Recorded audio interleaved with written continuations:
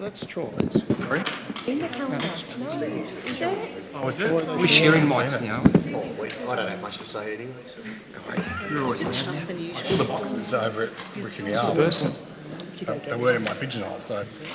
This is yours, Eddie. Yeah, they should be in, they're in the letterbox. I'm in 5. It's yours.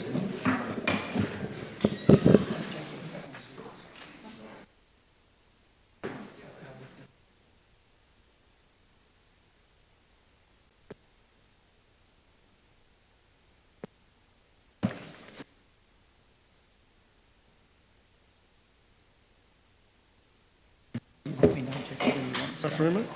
That one's yours. All right. I think we're ready to go. So the Short candy cane. broadcast on the internet has commenced. So good evening, everyone. Welcome to the final council meeting for 2025. I wish to acknowledge the traditional owners and any Aboriginal and Torres Strait Islanders here with us this evening, and those who are watching on the internet. Welcome to you all. First of all, apologies. I don't think we have any. I think we have a full complement of councillors present. Leave of absence request for Councillor Cadwell for the dates 12th of January 2026 to the 23rd of January 2026. Can I have a mover? Councillor Sinclair, Councillor Story. All those in favour? So that's carried unanimously. Declarations of conflict of interest. I have a declaration to make in relation to the petition that Councillor Nelson will be speaking to, in that it's Paris Contel is my daughter. Mr Mayor, I dare say I've got a conflict as well, because Paris Contel's my niece, so I'll step out for that. Right, so minutes record that. Confirmation of minutes of the meeting that was held on the 25th. Councillor Katos moves, a seconder. Councillor Story, you happy to do that? So all those in favour? That's carried unanimously. So we now move into public questions. We have 8 questions here this evening. So the first one is Will Johnston. If Will is here, if you can come up to the podium there, please, and you're welcome to ask a question.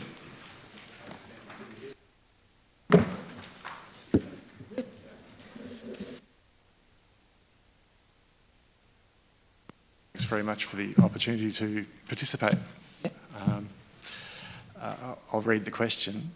So the Point Lonsdale Structure Plan has for many years identified the Swan Bay land on the corner of Fellows Road and the Bellarine Highway for rezoning to a special use zone to support tourism-related uses.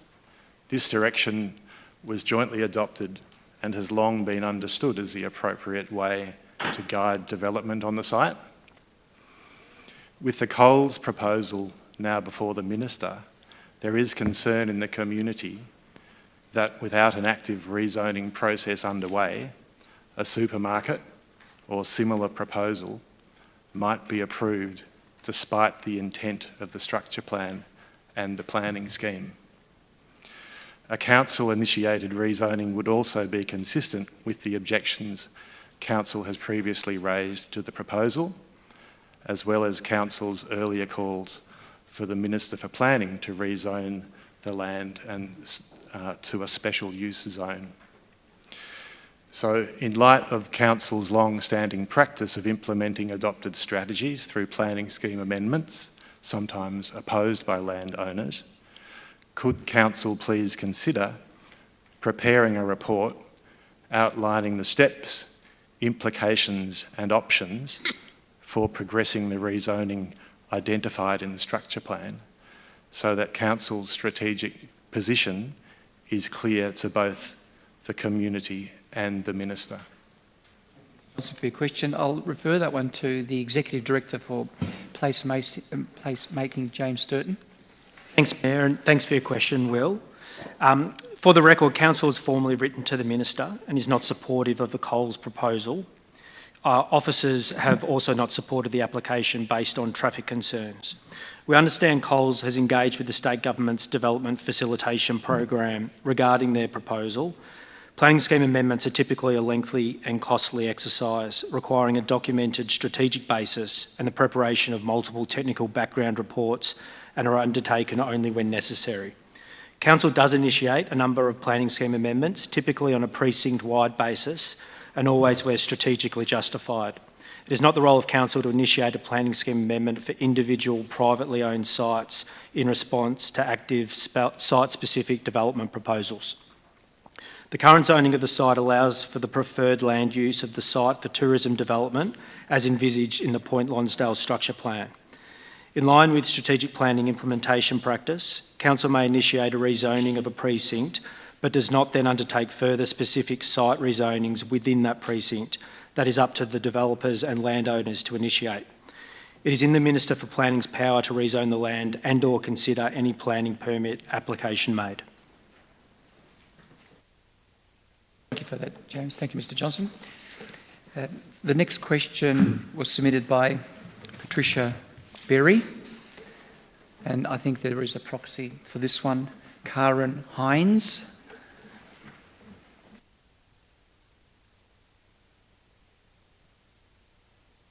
Read out this question. Council officers have previously advised that land is generally rezoned when a landowner or developer requests it. However, a review of Council's amendment history shows a long-standing practice of Council initiating rezoning and overlay changes where strategic justification exists. Even in cases where some landowners raised objections, amendments such as the C432 GGEE South Geelong and the C363 GGEE Drysdale and the C316 Lara Heritage Review and others reflect this broader, well-established approach.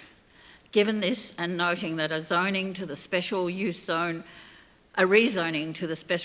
zone would be entirely consistent with Council's previous objections to the Coles proposal and with Council's earlier calls for the Minister for Planning to rezone the land, could Council please consider preparing a report outlining the available options, steps and implications for initiating a rezoning of the Swan Bay site consistent with the adopted structure plan?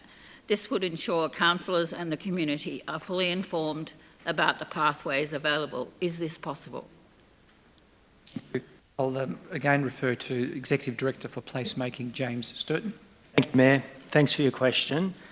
Council does initiate a limited number of planning scheme amendments, typically on a precinct-wide basis and always where there is strong justification. For example, recent amendments, as you've mentioned, such as C432 GGEE and C363 GGEE, involve precinct rezonings, while C316 addressed multiple properties to implement broader strategic policy directions. It is not the role of Council to initiate planning scheme amendments for individual privately owned sites in response to active site-specific development proposals. The current zoning of the site reflects the preferred land use for tourism development as outlined in the Point Lonsdale Structure Plan. Any decision to rezone the land or consider a planning permit application rests with the Minister for Planning. Thank you for that answer. Next question is from Mitchell Talbot. I'm not attending, I think there's the note. Is that right? Or is Mitchell Talbot here? No. Excuse me, Mayor. If I may, could I just address the previous question, just in relation to the request for land rezoning, and just to acknowledge the members of the audience here, and thank you for your questions. And thank you for sending through the detailed video of the Ramsar wetland around Swan Bay, which has now been shared with other councillors as well. So just to acknowledge and understand this is an extremely important issue in extremely valuable environment. And thank you. Councillor Wilkinson. Louis De Coca.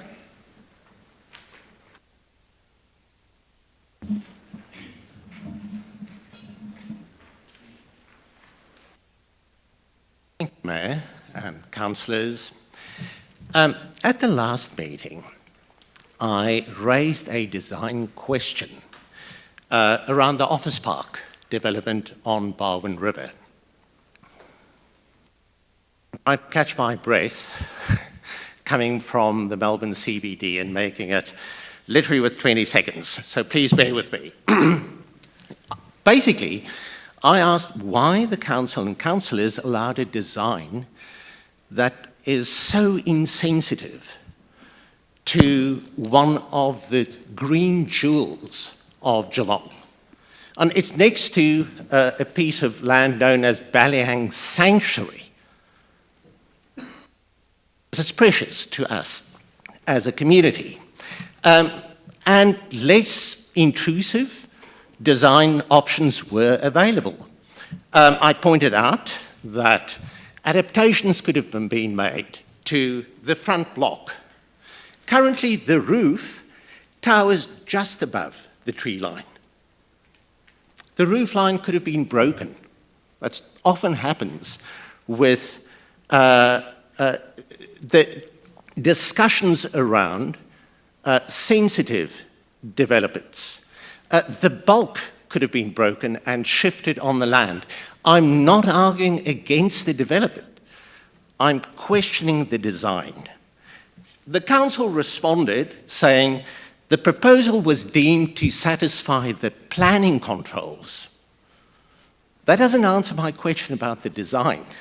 Design happens within the planning controls. So I'm back asking, can the council explain why the deemed design of the front block was deemed appropriate in view of its domination of the river? From the riverbanks, you now see, where there were trees, you see a building.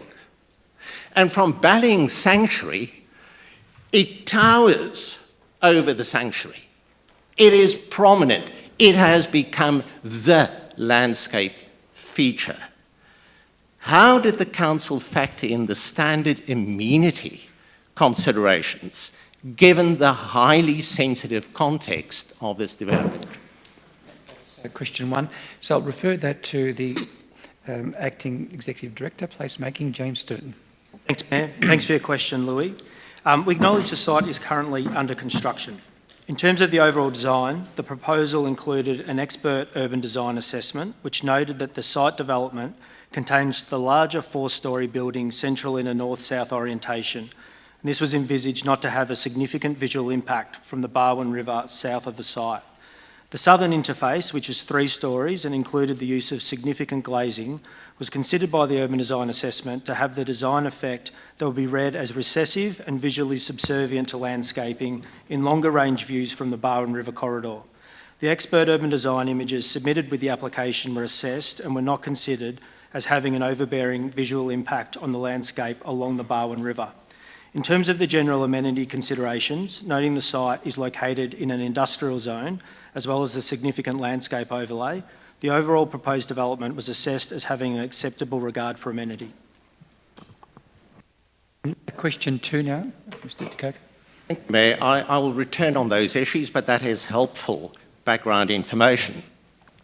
I also asked, as the second part of my question, what the council and the councillors are doing to ensure that further planned development along the Barwon Riverbank will be more sensitive. We're not viewed from the industrial side of Newtown, but viewed from the Highton Belmont side of the river, which has a very different character. The council responded that the Waste Fines Structure Plan, completed in 2009, is currently being reviewed with a community survey undertaken earlier this year and with possible consultation expected in early 2026. My question was, how many residents of Newtown and of neighbourhoods with central Geelong-Barwon River views, particularly Highton and Belmont, were, 1, invited to participate in the community survey, and 2, did participate in the community survey? So across all 3 suburbs affected by the development. Again, Acting Executive Director for Placemaking, James Sturton. Thanks, Mayor, and thanks, Louis, for your second question. The consultation undertaken earlier this year was targeted to landowners and occupiers within the West Fyans Street Precinct Structure Plan area. This approach was chosen because the primary objective was to understand landowner and occupier experiences of the precinct and their long-term plans for their property. A total of 20 survey responses were received and 6 one-on-one meetings were conducted with landowners and occupiers in the precinct. Broad community consultation will occur on a draft structure plan for the precinct in mid-2026, ensuring wide community input into the structure plan. Mayor, if I, just for clarification, so were only 20 landowners in in the immediate surrounding area invited to participate? And participated, or how many were invited, how many participated, to inform your thinking about the developments within that property? Know the answer to that, I James? don't have that information in front of me, Mayor. Yeah. Provide that in the written response as to how. Yeah, Yep. we can provide that in the written response that you'll receive. Thank you. Thank you. Jean Nell.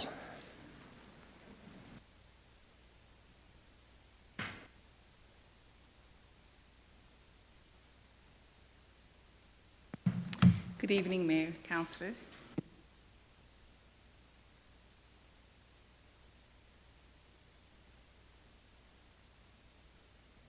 For the opportunity to ask questions.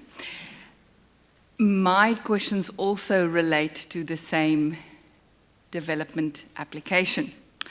Under the Planning and Environment Act of 1987 and relevant planning schemes, which of course includes Geelong, there are specific steps a local council or permit applicant must follow to advertise a permit application. These steps ensure that affected parties are notified and have an opportunity to participate in the planning process. Recent VCAT decisions emphasise that the Act aims to ensure fair and transparent decision-making, including appropriate notice to affected residents. For residents who use public land but do not own adjoining properties, the responsible authority has a discretion. So it can exercise a discretion and choose, if it deems it important enough, publish and broadcast further. So the authority has discretion under Section 52(1)(d) to provide notice if it deems those residents sufficiently affected. At last month's council meeting, Council explained that it received only 2 objections when it gave public notice of the application to develop an office park next to Baliang Sanctuary, and that neither objection raised design issues. So my question, in addition to placing a sign on the land, which I assume would be on the roadside, away from the river, what other steps did Council take to ensure that users of Baliang Sanctuary and the Barwon riverbanks, as well as residents of Newtown, Highton and Belmont, whose river views would be impacted, were aware of the application and of the size and visual impact of the proposed development? Thank you, Jean. I'll refer that to Acting Executive Director of Placemaking, James Sturton. Thank you, Jean, for your question. With respect of public notice of planning application, Council follows its responsibilities under the requirements in Section 52 of the Planning and Environment Act. In addition to letters to adjoining landowners and a site on the site, all planning applications on public notice are available for view on Council's website for the advertising period, and recently finished public notice applications continue to remain on the website for at least 1 week after formal completion of the advertising period. Additionally, all planning applications are made publicly available on Council's online planning register. On to question 2, Jean. Clarify? Can you just confirm, I can't recall the wording precisely, but Section 52 determines that it, apart from the sign, there should also be a notice in a local newspaper that regulates or that's distributed in the area. Was there any newspaper notification? Mayor, I'd have to take that on notice. On the question of notice, last month I asked a question about numbers, and Mayor, you informed me that I will be given written answers on that. I have not yet received anything. Question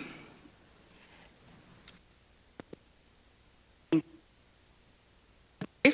The application addressed in question 1, that is to develop an office park next to Baliang Sanctuary.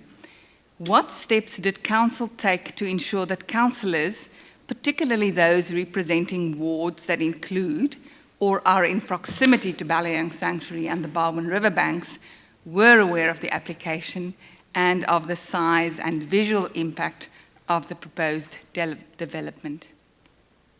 Again to Acting Executive Director, Placemaking James Sturton. Thanks, Mayor. As noted, a register of all planning applications is available on Council's website. A copy of the planning register is regularly provided to councillors, noting this application was submitted over 3 years ago, in July 2022.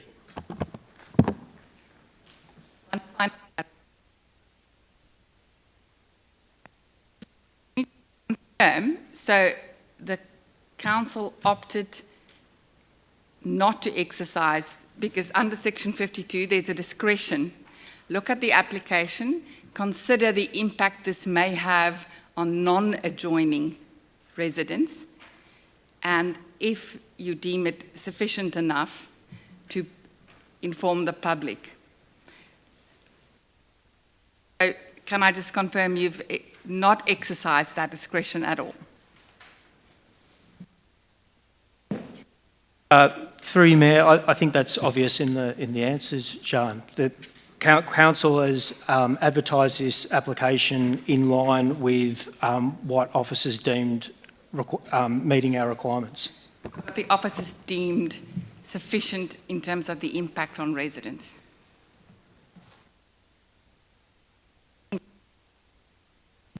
Right, thank you, Jean.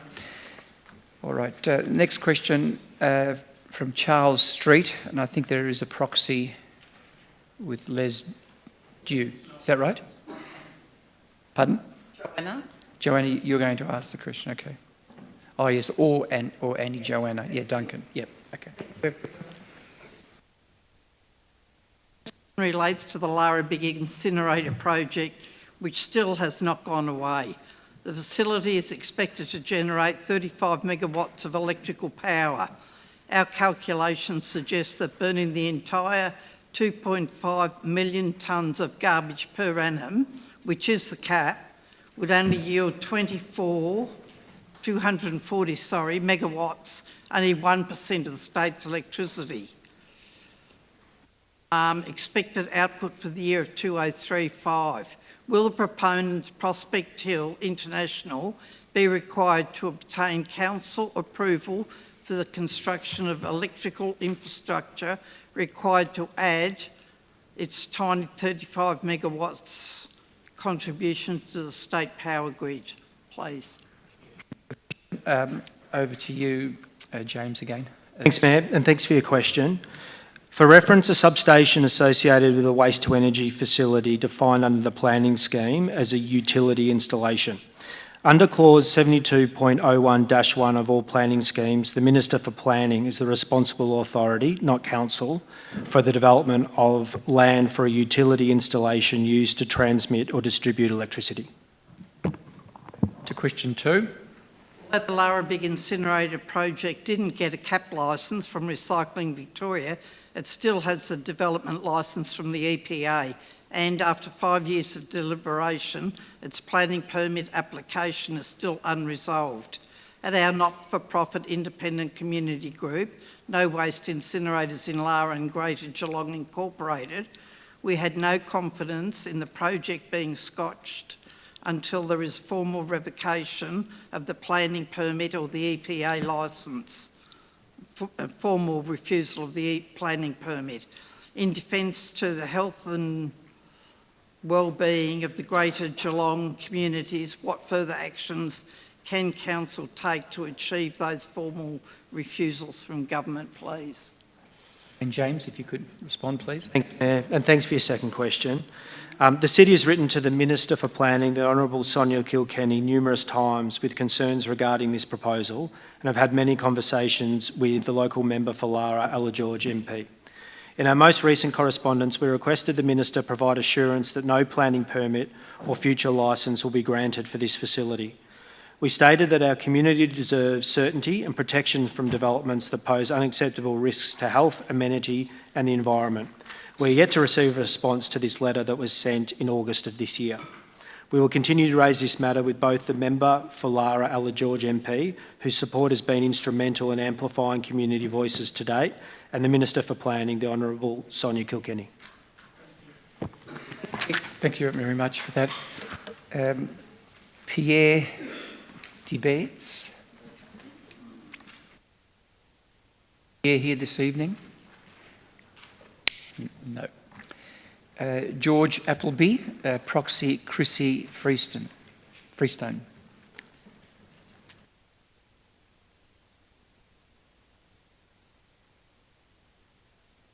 Evening, councillors. Thank you for taking George's question. So, from George. I care deeply about our beautiful Barwon River and the privilege of visiting it frequently with my partner, a local resident. I was appalled to see the new office park development rising above the river landscape in Highton, Belmont and Newtown. I noticed the discussion at the last council meeting about the development at 45 to 47 and 51 to 53 Riversdale Road, Newtown, which is zoned Industrial 1 zone. The council response noted that the property is subject to 4 overlays, a heritage overlay HO 1617, significant landscape overlay Schedule 2, special building overlay and design and development overlay Schedule 20.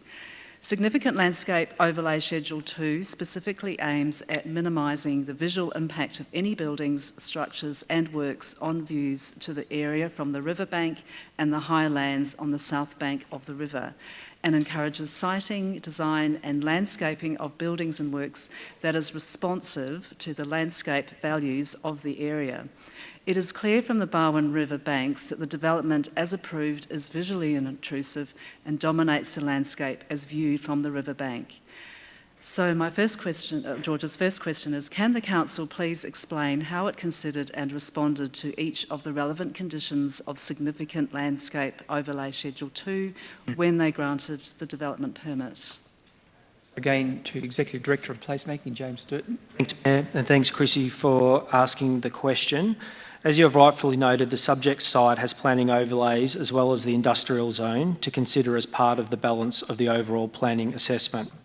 Clause 71.02-3 of all planning schemes in Victoria require planning authorities to endeavour to integrate the range of planning policies relevant to the issues to be determined and balance conflicting objectives in favour of net community benefit and sustainable development for the benefit of present and future generations. As a significant landscape overlay relates to the application, it is noted that Council's Urban Design and Environment Department did not object to the proposal, subject to the conditions of the permit. Council, on balance, considered that the proposed development met the objectives of the significant landscape overlay by reducing the height of the buildings along the boundary that abuts the Barwon River Reserve. This facade presented as a 3-storey scale built form that was considered visually recessive when viewed from the south side of the Barwon River, and the trees within the reserve helped to assist in screening the built form. James. And question 2. Special building overlay and design and development overlay Schedule 20 also sets out relevant considerations, including that, and I quote, landscaping should be provided along boundaries which adjoin a sensitive land use or environmental feature such as creek or reserve, or where the site is visually prominent. And I quote again, the quality and quantity of landscaping should reflect the scale of the building and car park area in order to address screening and softening of visual bulk. Can the council please explain how it considered and responded to each of the relevant conditions of the special building overlay and design and development overlay Schedule 20 when they granted the development permit? James. Thanks, Mayor. Thanks for your second question, Chrissy. The special building overlay relates to flooding, and Council's civil infrastructure team did not object to the proposal subject to the conditions of the permit. The design and development overlay, amongst its purpose, is to provide the visual appearance and image of industrial areas and to facilitate economic development. We believe the development addresses these objectives. Also, given the site is constrained, very limited vegetation, a landscape plan was required to be submitted as part of the permit and to assist with more vegetation on site. The landscape plan included appropriate landscaping to the site, which includes 19 new trees and a total of 1,596 new plant species, from shrubs to ground covers, grasses, hedges and planter boxes. James, thank you for your question, and thank you everyone for submitting the questions, and officers who responded, particularly James. It was a big night there tonight. We then move to petitions. So Councillor Contell and I will step out for the moment.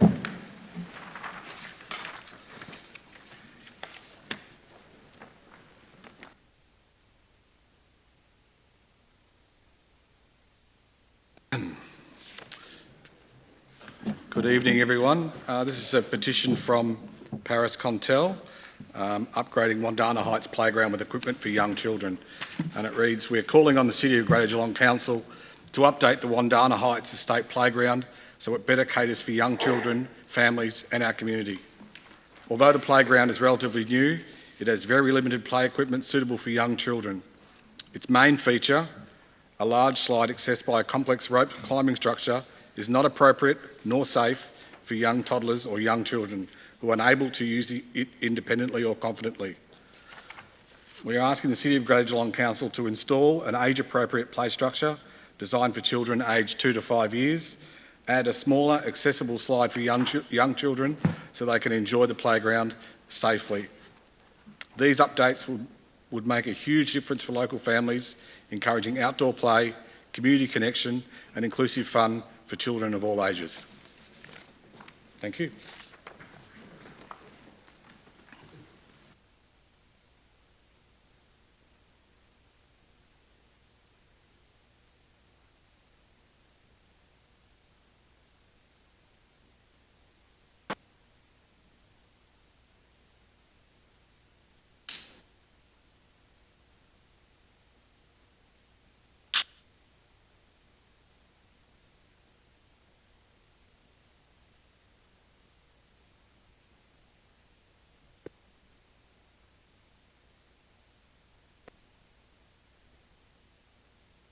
Mr. Mayor.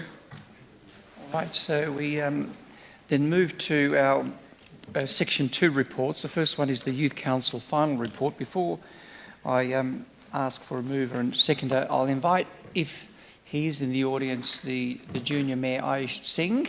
There he is. If Junior Mayor Singh could please come up. Yeah. That's true.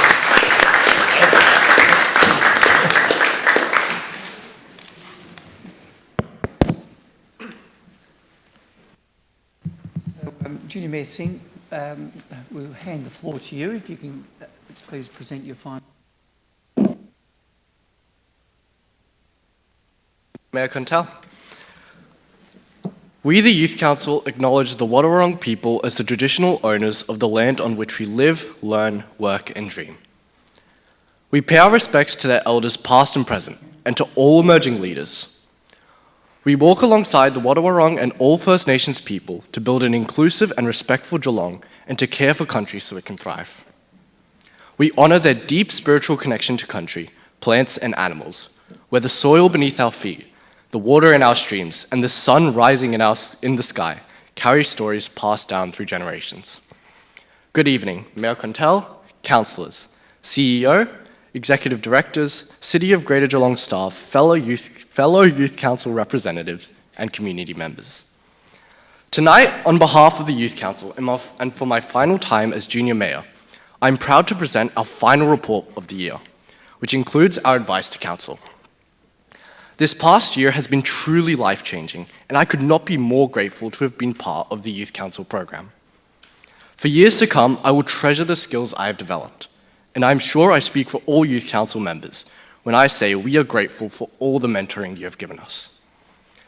In the report, you will find reflections of the past year from both myself and Alana, the Junior Deputy Mayor. It also provides an overview of the activities and consultations the Youth Council has been involved in since the last report, followed by our advice on 4 key topics, each with specific recommendations which relate to the priorities we set at the beginning of this year. The 2024 Mission Australia Youth Survey and the 2025 Geelong Youth Survey highlighted the cost of living and financial pressures are among the top concerns for young people. To ease financial pressure and support youth participation in the local community, Youth Council offers the following advice and requests that the Council directs it to the CEO for consideration.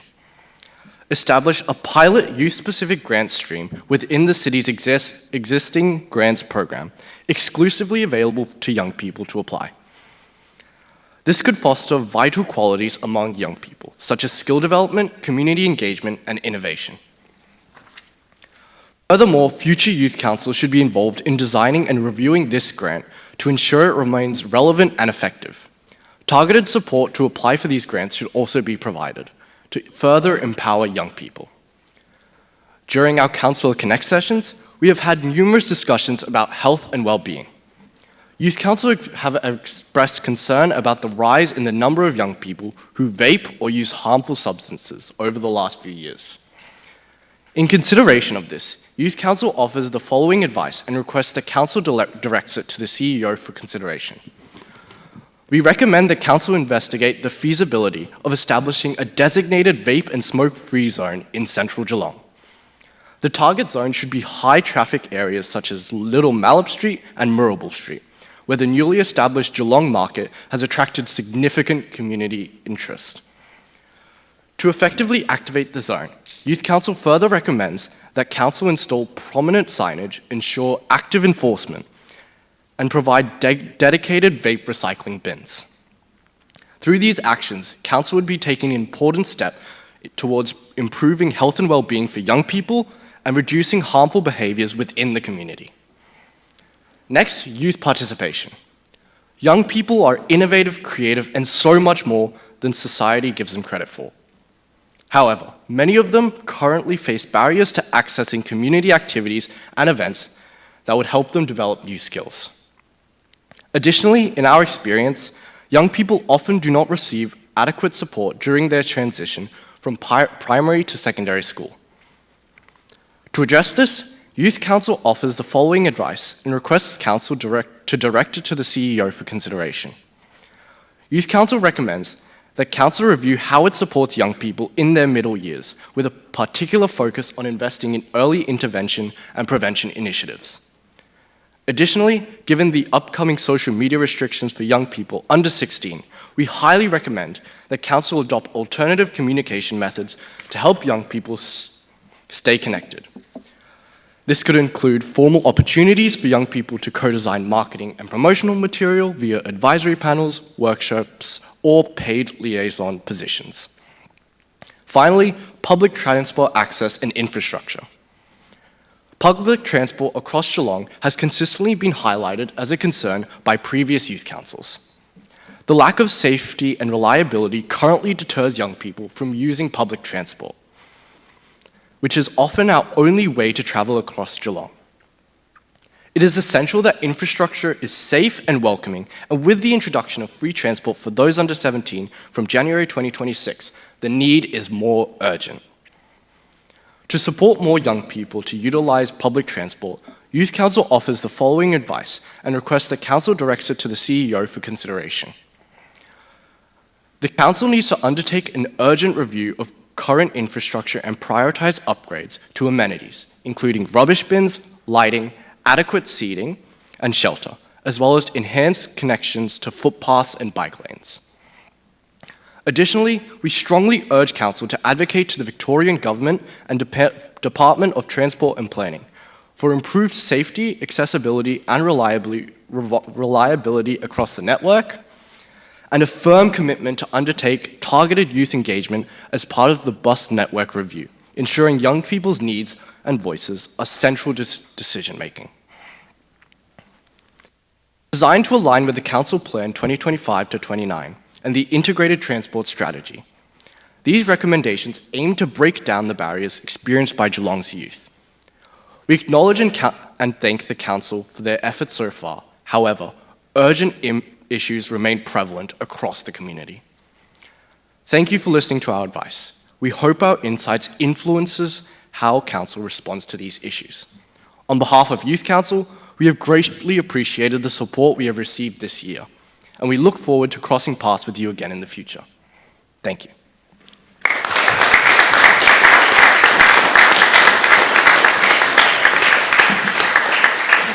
Thank you, Aish, and thank you to the Youth Council for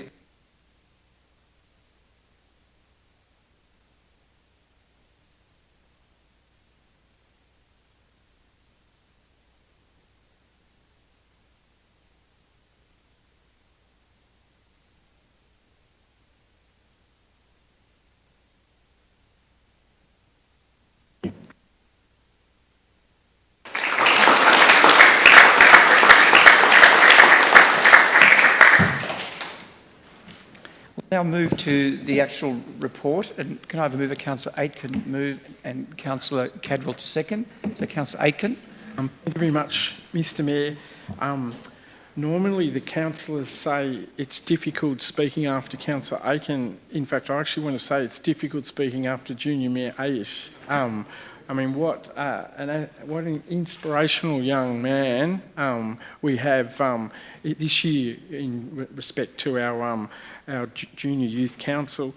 But it's not just Aish. In fact, every member of the cohort this year has raised the standard again in terms of their leadership, advocacy and understanding of their role and responsibility that they have as elected members of the Junior Council in Geelong. But I just want to touch on two things. The first one is that the personal development has been acknowledged by all of our cohort this year. I mean, Aish summed it up so well in his own report where he said, we've developed our own leadership as individuals, we've learnt to collaborate, and importantly, we've also grown in confidence from when we first walked through the door about 11 months ago. And every single member, in fact, I think we've got 5 here tonight sitting in the audience to listen to their junior mayor speak on their behalf, but all of them have gained significant personal development and personal achievement from participating in the program, and it will give them skills, and they've said that themselves, it will give them skills and experience that they will be able to use going forward in their lives forever. And for some of us who see ourselves as stewards and custodians of civics in Geelong, it is really pleasing that they're actually talking about, I want to continue to be an advocate and I want to continue to be a community champion going forward after the end of their official term this year. And that is exactly one of the major outcomes we want to achieve. What I do want to say about the 2025 cohort is that they've actually changed the focus again for us as the elected officials. Previous cohorts have actually given us motherhood statements and broad agendas. This cohort has actually challenged us to be accountable and actually given us clear, tangible outcomes to try to achieve. And if you just have to look at what has been presented to us tonight in terms of opportunities for the council to actually respond to the voice of the youth in Geelong. Public transport is not acceptable for not just young people, but for everybody in Geelong. But our young people are actually making the strongest advocacy that they can to say something has to be done and it has to change, it has to be done now. And they're understanding the language that state government and the council want to hear. They're saying we want to participate in reviews and we want detailed reviews associated with the bus network, because essentially Geelong's public transport system is really just a bus network. Importantly, they've identified a new issue that is going to be quite significant for younger population. Tomorrow is the official start of the social media ban in Australia, and to take away something that was used for communication and collaboration for younger people is a negative, and there's no doubt about that. And it is really good that the 2025 cohort have recognised that, and they've challenged this council and this administration to actually say, council does have a responsibility. We can't just say that it's a social policy implemented at the federal level. They've actually given us some tangible opportunities to respond to it, and I hope we can respond to it as a council group. They actually are saying council can fill the void and should fill the void of the good things that social media actually brings for younger people, and council should actually attempt to do that, because it's going to be a major loss in the lives of young people that they have lost the ability to communicate and to collaborate as they have under the social media platforms that they had access to up until tomorrow. So I'll allow other councillors to speak on it, but I'm really impressed with the directness and the tangible opportunities that have been presented by this cohort for 2025. And I look forward to actually showing some accountability as the councillors and the administration responding to those particular action items that the 2025 Youth Council group has said. And I commend all of their recommendations before us, and I also commend each of them individually for their personal growth and development that they've had this year, Mr Mayor. Councillor Aiken, Councillor Kedwell. Thank you, Mr Mayor. I think Councillor Aiken has pretty much stolen my thunder, as he is often wont to do, but I just wanted to acknowledge that this report actually does summarise the work of the Youth Council over the past 12 months and make the point that Councillor Aiken has made, that it provides quite precise and excellent recommendations to Council, which I hope we will consider. I guess the only other thing I wanted to say is there was particularly two quotes that were outlined in the report. Firstly, by the Deputy Mayor, Alana Forbes, where she said, each member brought their own strengths and ideas, and together we've shown how powerful youth leadership can be when we work as a team through proactive discussion. And then finally from the Junior Mayor Ayush, who said, the journey has shown me the power and value of young voices, and wherever life takes me next, I'll keep using mine to make a difference for my community and the future that we share. I don't think we could sum that up any better. Thanks very much. Councillor Kedwell. Any other councillor? Councillor Sinclair. Now that the report has been tabled and seconded, I did want to propose a very, very simple amendment to reflect the depth and the maturity of the report that has come through. So if we could have that on the screen, please.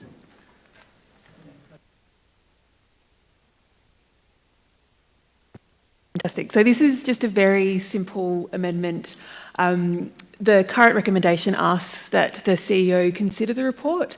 We want to actually go one step further, and in terms of transparency, have the council have that come back to councillors, so we can understand how that consideration has played out, what the outcomes have been, what we're continuing to consider looking at. So very, very simple, but I think it reflects the depth and excellent work that you have provided. Thank you, and thank you for that thorough report. Yeah, it does reflect a most collaborative and well-informed Youth Council this year.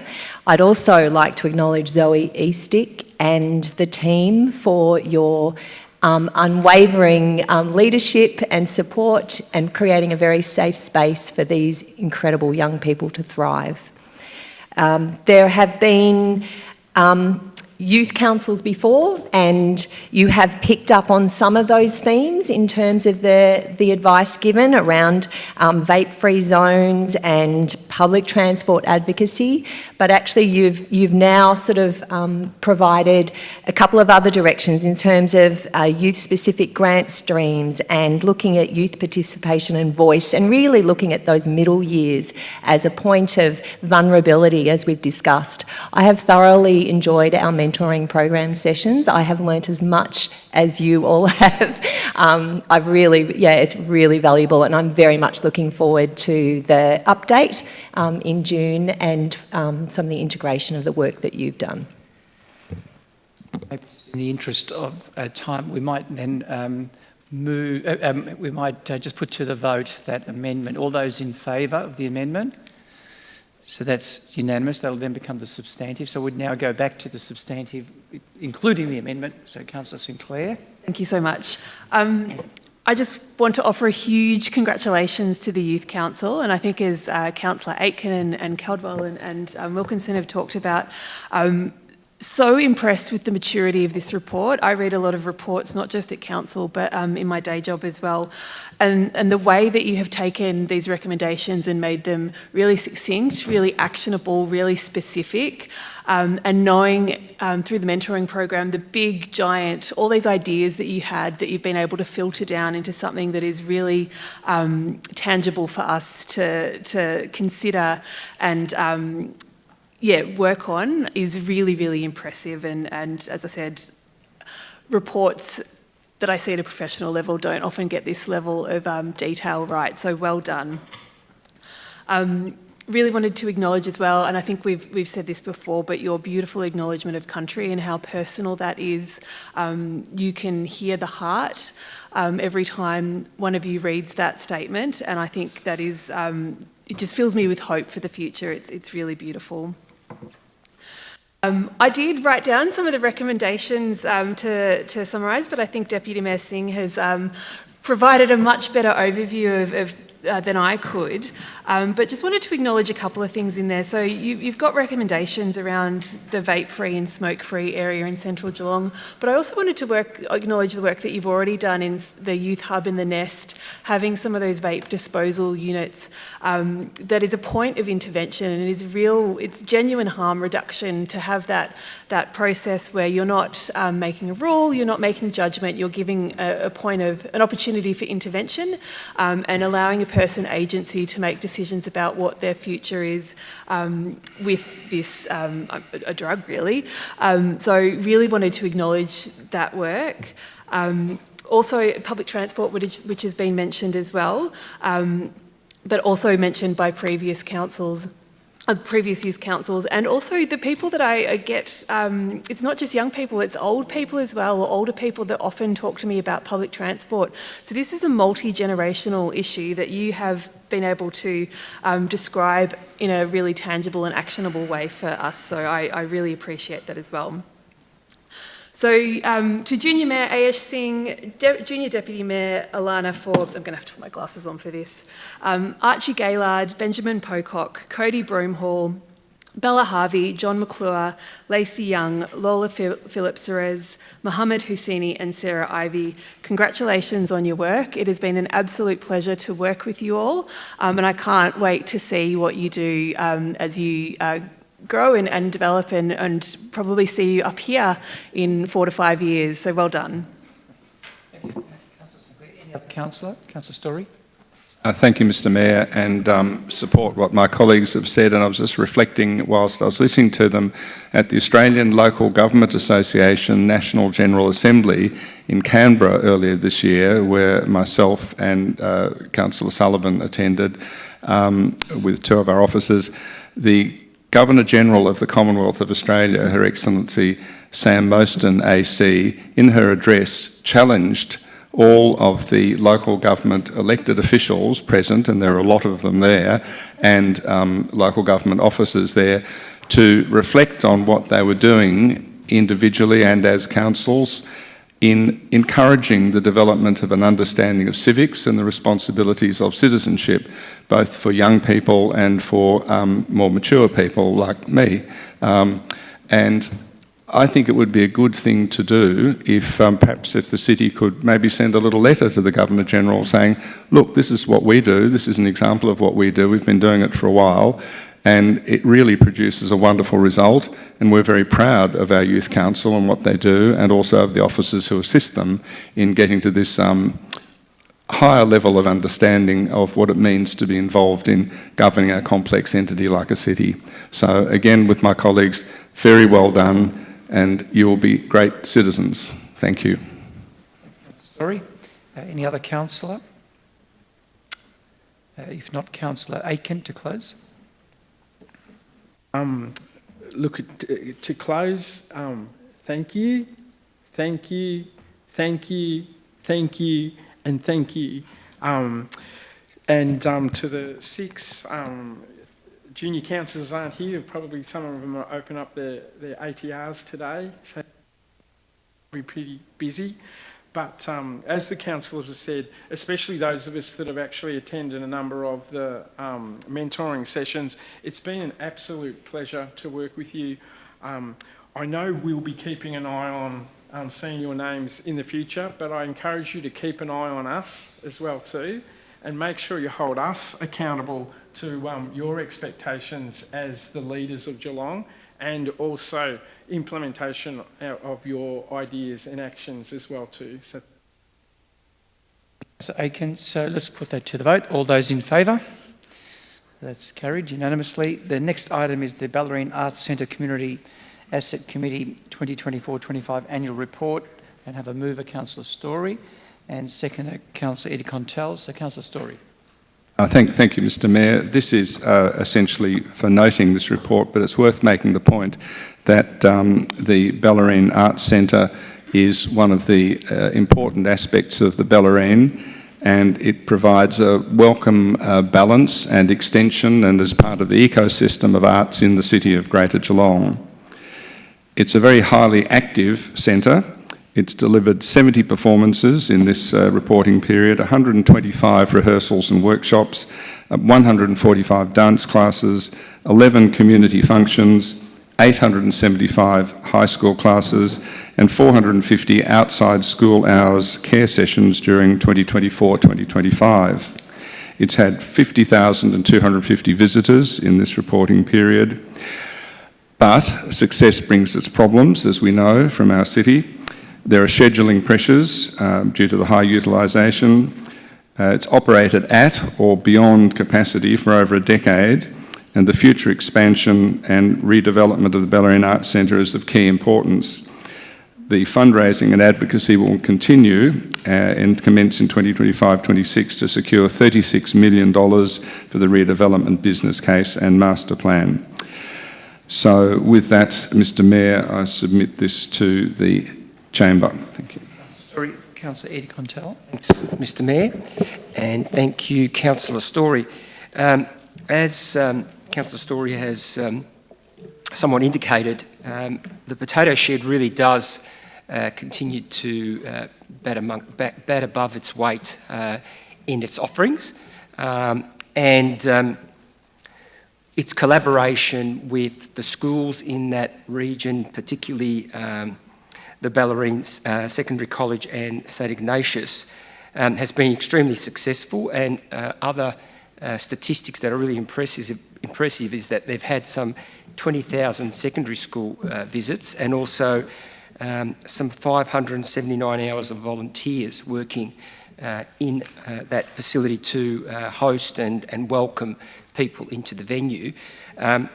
Councillor Story already alluded to the need for further investment in the Ballerine Arts Centre, and I think it's going to be incredibly powerful and valuable having Councillor Story behind that campaign, because as we all know in this chamber, that the local councillor becomes intimate with these types of organisations in their own ward, and they can really advocate quite strongly. I'll be standing right behind you, Councillor Story, in your endeavours to invest in the arts. I think we have to do all that we can to continue to support, develop, promote, grow, and of course celebrate our creatives here in Geelong. The Mayor's been very strong on that during his term in the last 12 months as well. Just like we do so with our sporting heroes and our athletes in Geelong, because we know not everyone's built for sport. There's all sorts of interesting endeavours that we're part of, and the creatives, the arts, live entertainment is an extremely strong and valuable fabric of Geelong. And you know, we see it with so many other organisations. I know we're talking about the potato shed, but you know, Jasoda, really the oldest running amateur theatre. We've got Platform Arts and also the Music Society of Geelong. so many great organisations, we won't name them all, but anything that we can do to continue to invest in that area, and tonight specifically we're talking about the potato shed, I'll be certainly supportive of. Councillor Eddy, anyone else wishing to speak on this matter? No, Councillor Wilkinson. Thank you. And as Deputy Chair of Portfolio for the Arts and a Bellarine Ward Councillor, I'm very excited to see this report and really commend the work that's being done by the committee down there in the Bellarine Arts Centre. It's incredible. They really do, as you say, just hit it out of the park, and it's well and truly time for an investment in this incredible place.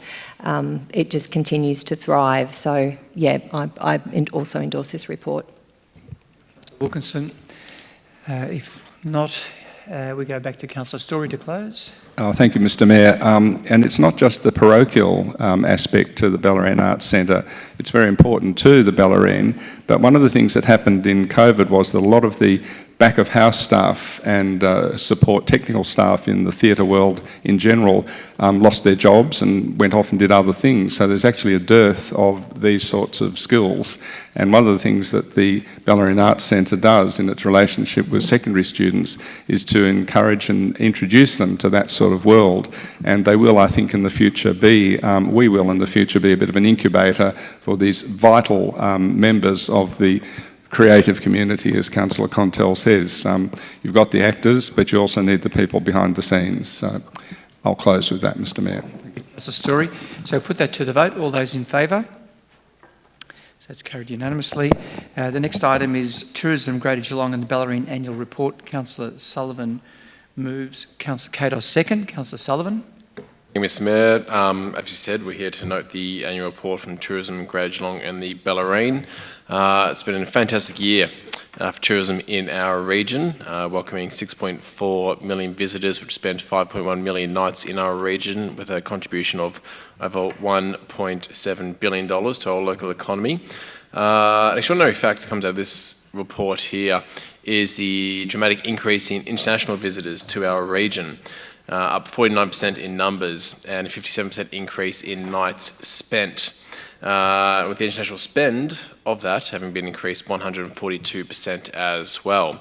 So it shows that whilst I dare say we're still in post-COVID recovery, those numbers have been steadily increasing. There's been a strong focus on domestic tourism the last few years. Now international is well and truly back in our region. It's a fantastic team and board down there at Tourism Greater Geelong and the Bellarine, and amazing volunteers from all across the wider region as well. We have many volunteers who've been with us over 20 years, some over 30 years in the tourism space, manning the visitor information desks, and there was just nothing about this wider region that they are not intimately familiar with. 63 volunteers have done over 7,800 hours, from welcoming people off cruise ships, visitors to our region there, to be at Avalon Air Show, being down at the Carousel and City Hall. They're all over the place. But not only that, there's over 900 members of the organisation there too, and over 400 financial ones as well. There's so many businesses in our region that rely on tourism, and tourism's everyone's business, employing over 7,000 people in our region at a whole. But in terms of engagement in industry development, over 894 people attended workshops and classes by Tourism Greater Geelong and the Bellarine, just building that capacity, making sure we are ready to cater to the increasing demands and needs of the international visitors as well was a major part for us here. But the whole team down there do an amazing job. There's amazing events, and even just recently with the Victorian Tourism Industry Awards winner, where Avalon Air Show won the hallmark event of the year for the state, beating the Taylor Swift Eras Tour for that one there. So Geelong's bigger than Taylor Swift. I'm just putting that out there now, all right? Hope one that gets out in the Addy tomorrow. But commend the motion here and the note this report. It's always a fantastic organisation. They do incredible work, and we're seeing the benefits. Thank you, Mr Mayor. Councillor Katos. Thank you, Mr Mayor. Councillor Sullivan hasn't left me a lot after reading the report through. But look, it's all good numbers, particularly the overseas visitors that are coming back to, in increased numbers, back to our region. I suppose the only sort of caution there is our domestic spend is down and that's probably economy and cost of living pressures on local people. So if we can do some more to encourage local visitors to come to our fine part of the world, that would be fantastic. And from a financial perspective, the Geelong and tourism and Bellarine tourism ran a surplus of 178,000, which is good to be in the black. And it's good to have Tracy Carter in the gallery with us, the Executive Director. Thanks to you and your team for the great work you do in tourism, because I suppose the important thing here is that the destination in our local neck of the woods tends to be the Great Ocean Road. So the more visitors we can get to divert them into Geelong and also down to the Bellarine, I think they'll still go down the Great Ocean Road irrespective, but the more we can do to get them here, the better the tourism and the hospitality sector will improve immensely, the more visitors we can get here. Councillor Katos. Anyone else wishing to speak on the matter? No. Councillor Sullivan to close. Yeah, thank you, Mr. Mayor. It's worth noting as well that the organisation also implemented a 4-year corporate plan and a sustainable destination marketing plan as well in the last year. So great pieces of work that are planned out our future. And whilst the domestic spend has slightly softened, there has been a higher than average spend over the last few years post-COVID as well per visitor to our region. So all things are still tracking upwards. For that. So put that to the vote. Those in favour? So that's carried unanimously. The next item is the 2025-26 Community Strengthening First Nations Grants Guidelines. Mover Councillor Nelson, seconder Councillor Eddie Contell. Councillor Nelson. Thank you, Mr. Mayor. The purpose of these grants is to support self-determined projects and initiatives aimed at increasing health and wellbeing for First Nations people. There's $100,000 up for grabs with grants ranging from up to $5,000 and $5,001 to $25,000, supporting larger scale initiatives requiring comprehensive planning, stakeholder support and multiple partners. Consultation has taken place with the Wadawurrung Geelong Arts Centre, neighbourhood houses, and I'll talk about the objectives a bit later on, but this is out for consultation over the next couple of months for endorsement in June 2026. Thanks, Mr. Mayor. Nelson. Councillor Eddie. Thanks, Mr. Mayor. Look, it's really exciting to talk about our grants again, and I know we've got a confidential matter that we're talking about grants later on as well. There's no doubt that our grants programs are extremely valuable to our organisations and to individuals, and this one will be no different. I'm positive the community and our First Nations people will be really pleased with this grant. As Councillor Nelson has mentioned, it's of the value of some $100,000 in supporting increasing health and social equity for the Wadawurrung traditional owners, First Nations people and organisations and groups living in Geelong, and Councillor Nelson I know will talk to that further. What's been impressive is with the design of this grant is just the extremely pleasing and expansive consultation that's taken place. And I know that Councillor Nelson touched on that, but in terms of depth and breadth and the organisations that were included in that consultation, including the Wathaurong and the Wadawurrung, I think we should be reasonably confident that the program is aimed at offering funding for the right areas. I know there's two categories, one for smaller, quicker delivery of projects up to $5,000, category 1, and then the larger programs being that between $5,000 and $25,000. So an excellent program, I dare say, and I'm sure that the feedback we continue to receive will be positive. Contell. Anyone else wishing to speak? Councillor Aiken. Thank you very much, Mr. Mayor. Look, just to go down history lane, in 2019 was when we identified that there were no specific grants to support reconciliation and our First Nations people in Geelong. And in fact, we had $200,000 where we were supporting colonial heritage restoration. And in 2019, unanimously, the council actually said we wanted to split our heritage grants and actually create a cohort specifically for our Indigenous cultural heritage, and also preservation of our colonial heritage as well too.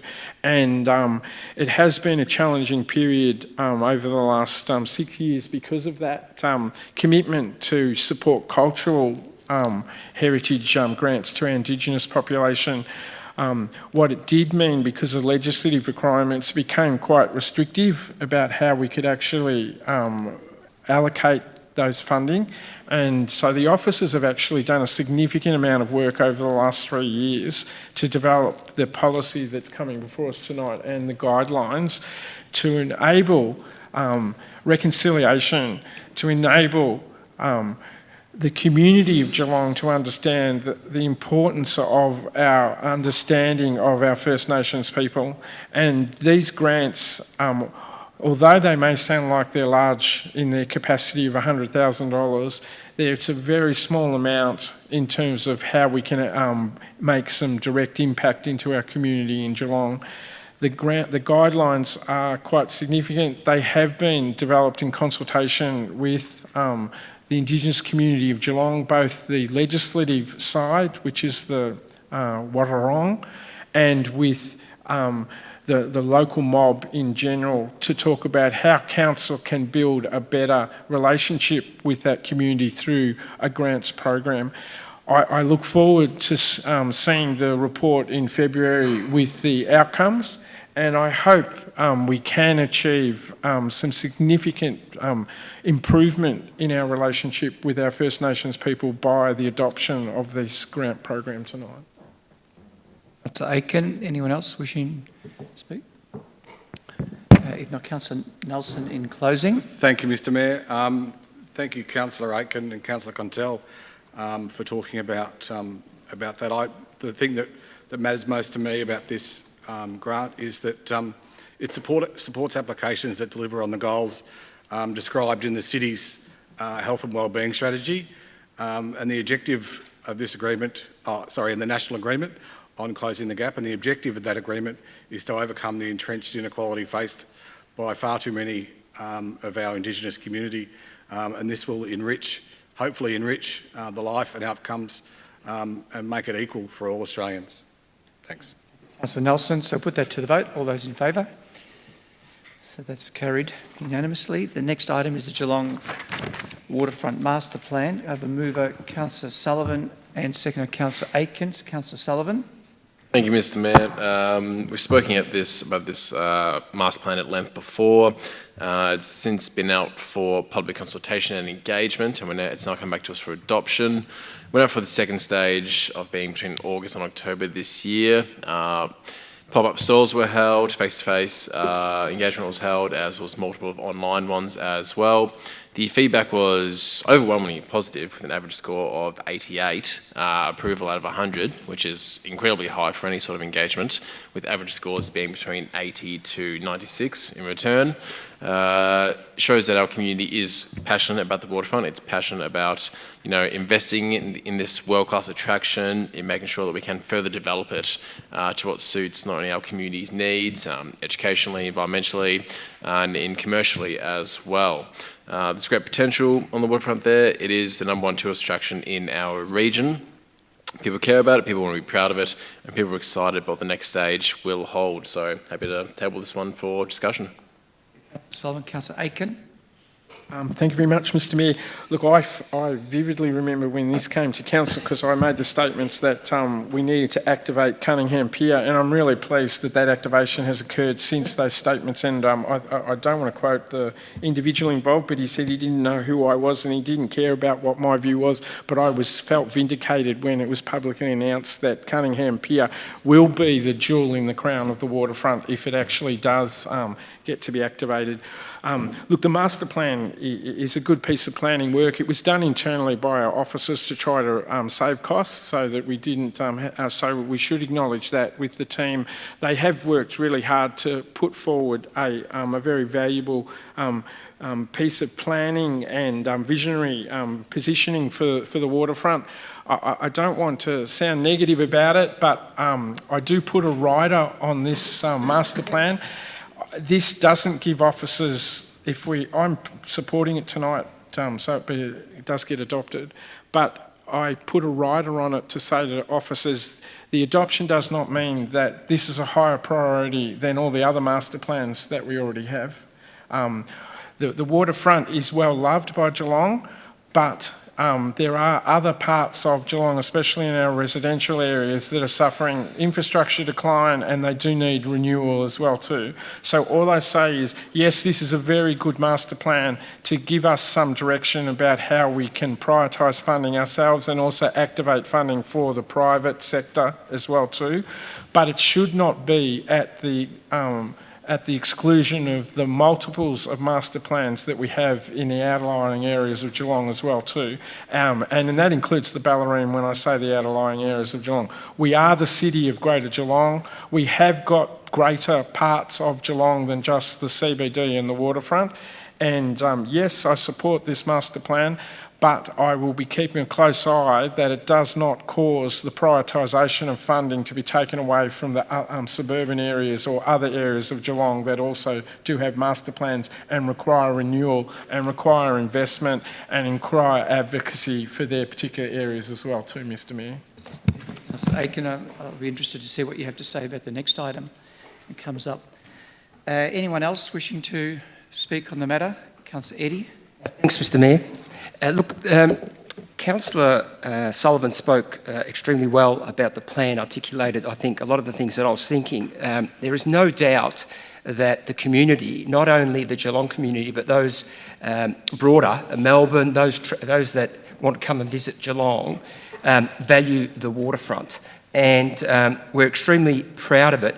And when you're thinking of where do I go for a day out when you're in Geelong, yes, you'll think of potentially going down to the Bellarine, beautiful, the You Yangs, but the waterfront always is front of mind as well. People travel the world to places like Venice Beach, to Santa Monica, to California for great waterfronts. Glenelg, more closer to home. Noosaville, all great, but I tell you, our waterfront challenges them all. And we will never overcapitalise on the waterfront. Our return on investment will come back in multiples. So we should never be afraid of investing $1 in the waterfront. In fact, the plan calls for expanding the pathways, the connectivity, with the recent decisions that we've made with Osborne House, what's going on at the Federal Mills, connecting the Botanical Gardens all the way through to those areas in the north will be a real coup for Geelong. We already see the major events that we have down at the waterfront. You've got the helicopters and drones flying over. The footage is just astounding, but we need to do more. It's deteriorating. The promenade is deteriorating. Our pathways are too narrow. You see we've got the 70.3, we've got the Cadell Ride, we've got the Festival of Sales, we've now got the Running Festival coming next year. The paths are too narrow to hold some of those events. And so we need to continue to protect the integrity of the waterfront, but continue to keep our eye on expanding its offerings and evolving the offerings. So I take on board what Councillor Aiken says, but we need to continue to invest and invest hard in the waterfront because our return on investment will be extremely valuable for future generations. Well. Thank you, Mr Mayor. Look, I second Councillor Aiken's comments about the prioritisation of funding. I'm certainly supportive of this master plan. I understand that we need to have master plans so that we can actually attract funding, but I wouldn't want to see this project prioritised essentially over equally important projects, particularly in the outer suburbs. As Councillor Aiken outlined, we don't want to see, well, I certainly don't want to see important resources diverted away from projects in the outer suburbs. In the Cheetham ward, for instance, and in Councillor Aiken's Corio ward, it contains 4 of the most disadvantaged suburbs, not only in Geelong, but in the state and in the country, and that's Corio, Norlane, Whittington and Breakwater. I got elected to make sure that we redress the balance so that we actually ensure that people in those suburbs, in the outer suburbs essentially, get the funding and get the upgrades that they need. So, yeah, that's all I have to say. Thanks. Anyone else? Councillor Katos. Thank you, Mr Mayor. Look, this report does excite me, and the main reason is for too long, Geelong's waterfront was basically Cunningham Pier to the promenade, or the shark enclosure as it was originally built, keep the sharks out. And for many years that was our waterfront. I think the real opportunity with this plan is the Convention and Creativity Precinct. The shoreline in front of that has been forgotten for many years. And I think this is a golden opportunity through also with the assistance of our state and federal colleagues to really redevelop and expand our waterfront. And you could have a magnificent waterfront expansion between Cunningham Pier and perhaps not as far as Griffin's Gully, but at least to where the T.S. Barwin is down there, the Western Beach Boat Club. It would be a magnificent area, which would also complement the front of the convention centre. So I think that is the real golden opportunity of this master plan. A lot of the other master plan is all good, but that's where I think we'll get the best bang for our buck in this master plan. Anyone else wishing to speak on the matter? Councillor Wilkinson. Only just to say that I think there was reference made to officers having designed this master plan. I just want to commend officers. It's a really high standard plan and really, I suppose, emphasises the breadth of talent within that team at City Greater Geelong. Wilkinson. Anyone else? If not, Councillor Sullivan to close. Nothing further to add, Mr Mayor. All right, so we put that to the vote. All those in favour? So that's carried unanimously. The next one is the Sovereign Drive Recreation Reserve Master Plan. So I have a mover, Councillor Katos, and seconder, Councillor Eddie Contell. So Councillor Katos. Thank you, Mr Mayor. So we have another master plan before us this evening for the Sovereign Drive. It currently has an existing oval which was delivered as part of Villawood's contribution to council through developer contributions. It's a very nice oval, actually, very good surface. I've watched my sons play cricket on that oval, so very well done a piece of infrastructure there. But this is the expansion of that reserve. So the other, not just the existing oval that's there, we have the men's shed that's there at the moment, Mount Dunedin men's shed. So what this would do is put a winged, what they call a wing pitch to the east. So essentially it can be an AFL oval, 2 soccer pitches or a cricket field. So it's a multi-purpose. The eastern boundary will be a road in the new subdivision, so it'll have a road on the eastern boundary there, Mirapoa South Primary School to the south, and the alleged secondary school site to the north. Still waiting on that one. I might speak about that a bit more later. But all in all, there's approximately $8.6 million for this master plan. So definitely we do have the state election coming up and would like to see some commitments there from all would be most appreciated. But the key components there of the master plan, so obviously the new oval itself, then the club rooms, but there's a couple there that are a bit lower down the list that I'd like to see come up. Now, up the pecking order a little bit, we've got the men's shed's already there and existing and it's bursting at the seams. So to me it would be logical to bump that up the list a little bit and get the men's shed expanded to cater for the great work they do in the local community. And also the dog park. So there's, unfortunately with our new subdivisions, the blocks of land are not always huge. So to have the opportunity there for residents to use a dog park, I think it's a very simple part of the master plan. It's probably one of the least expensive parts, I think, almost. But that, I think, would add a lot to the local community having that dog park. And I touched on the secondary school site to the north. We're still waiting on all that. It's quite disappointing. We essentially don't have a local member, the people of South Barwon. He's, for the last 18 months, taken his salary without doing anything for the local community. And I think he's actually an embarrassment to our community. And it's time that really, if he's not going to represent the community, Darren Cheeseman should resign. He is taking the taxpayers' money and the people of not only South Barwon but Geelong and Victoria for granted. And perhaps he could walk down there and take a look at this site and look at the school site. I understand he doesn't have a driver's licence at the moment, so perhaps he could walk down there and take a look at this site and perhaps get off his backside and get us some funding. Councillor Katos. Councillor Eddy. Yeah, not a lot left to say. Councillor Katos, thank you.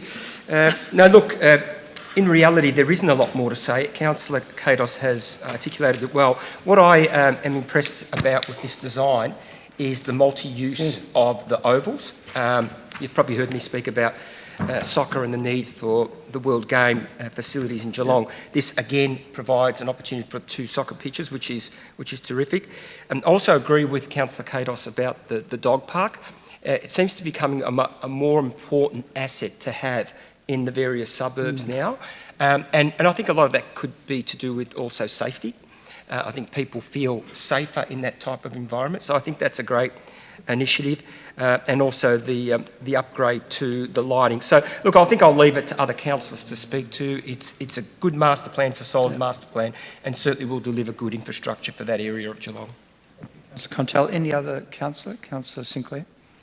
Mr Mayor, very briefly, I think Councillor Katos has summed up most of the master plan, but obviously just being across the highway, Armstrong Creek residents will and already are using the current oval. So we have soccer already playing there, we have cricket, we have football from clubs over the other side of Surf Coast Highway.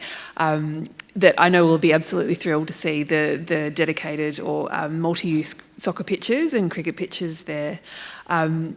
Echo again the comments around the dog park. Always happy to see dog parks in planning, but yeah, really good to have something balancing out on the west side. Some of the development that's happening on the east. Thanks. Councillor Sinclair. Any other councillor wishing to speak? Not Councillor. Councillor Nelson. Thank you, Mr. Mayor. As the ward councillor for 7 years down there, I know this place reasonably well, and yes, I completely agree with the comments about dog parks. I was one of the champions of the dog park here at Belmont in my patch, and it's such an easy win, that dog park on Sovereign Drive. It was first earmarked as a lawn bowls facility, and then officers deemed it unsuitable for lawn bowls, and then as a community garden, and that got moved on. So I think a dog park is just a no-brainer. All it needs is a fence and a bit of some seed. But probably the most important thing down there that Councillor Sinclair alluded to was the shared facilities that space currently has.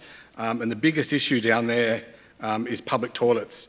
There's not sufficient public toilets, and the kids and families are using the men's shed because they've got toilets in there. So it's really creating a bit of conflict between their needs and the community's needs. So I think public toilets should be number 1, if not number 2 on the list. Thanks, Mr. Mayor. Councillor Nelson.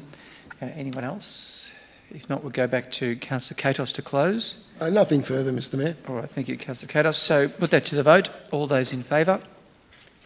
That's carried unanimously. The next item, Special Rates and Charges Council Policy. Mover Councillor Katos and seconder Councillor Aiken. So Councillor Katos. Thank you, Mr. Mayor. So the special rate and charges policy that we have, it's basically there to assist in, if a group wants to get together and bring forward infrastructure in their community and they're willing to contribute, then that's what the special rate and charge scheme is all about. Unfortunately, over the years, and probably the 70s and 80s were the biggest culprit for this, a lot of development occurred without footpaths. Many suburbs throughout Geelong, Grovedale's got a lot of it, Highton's got a lot of it. There's Bellpost Hill, as Councillor Contell points out as well. You've got a footpath down one side of the street and a goat track on the other side, or you'll go up a court, half the court's got a footpath and then the other half doesn't. So some very weird and wonderful things used to go on back in those days. But look, thankfully now, all of those items are covered through developer contributions, and no new subdivisions occur without footpaths, curb and channel, crossings, etc. So that's all taken care of now. But what the special rate and charge scheme does is give residents the ability to be able to, if they're willing to contribute, bring forward that infrastructure, because obviously as a council, all of us as councillors would love to fix every footpath in our respective wards, but council simply just doesn't have the funds to do that. So if a group of residents wants to get together and propose a charge scheme, whether it be for sealing a road or a footpath, etc., and they're willing to contribute, it will be entertained. So the policy now has a couple of key changes. The proposal has to have minimum of 60% support of those local residents to proceed. And also there used to be if you didn't have at least 5 properties in the special rate and charge scheme, you couldn't do it. That minimum's now removed. So if there is something where there's a small amount of properties, smaller than 5, you can still have a special rate and charge scheme struck, obviously as long as it goes through the process. So they're the main 2 changes there. And I certainly commend the policy to the chamber. Thank you. Councillor Katos, Councillor Aiken. Thank you very much, Mr Mayor. Look, the importance of special rates and charges scheme is it's actually another funding means at which how we can deliver more infrastructure into the community. We know we have limited amounts of money to actually respond to the asset demands that the community is asking for, whether it's a new footpath, whether it's curb and channeling to improve drainage, whether it's actually to asphalt a road that isn't currently asphalted. And special rates and charges are another funding mechanism that can be used to try to activate the delivery of those assets. We actually worked really hard, for those councils that remember 2019 to 2021, we actually worked really hard to create the existing special rates and charges scheme, because we didn't have benchmarks at that particular time about what were thresholds that we thought.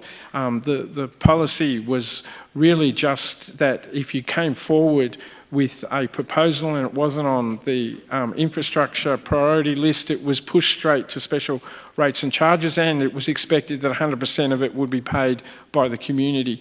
In 2019, we introduced thresholds. Those thresholds included the 51% of the community had to be supportive of the proposal.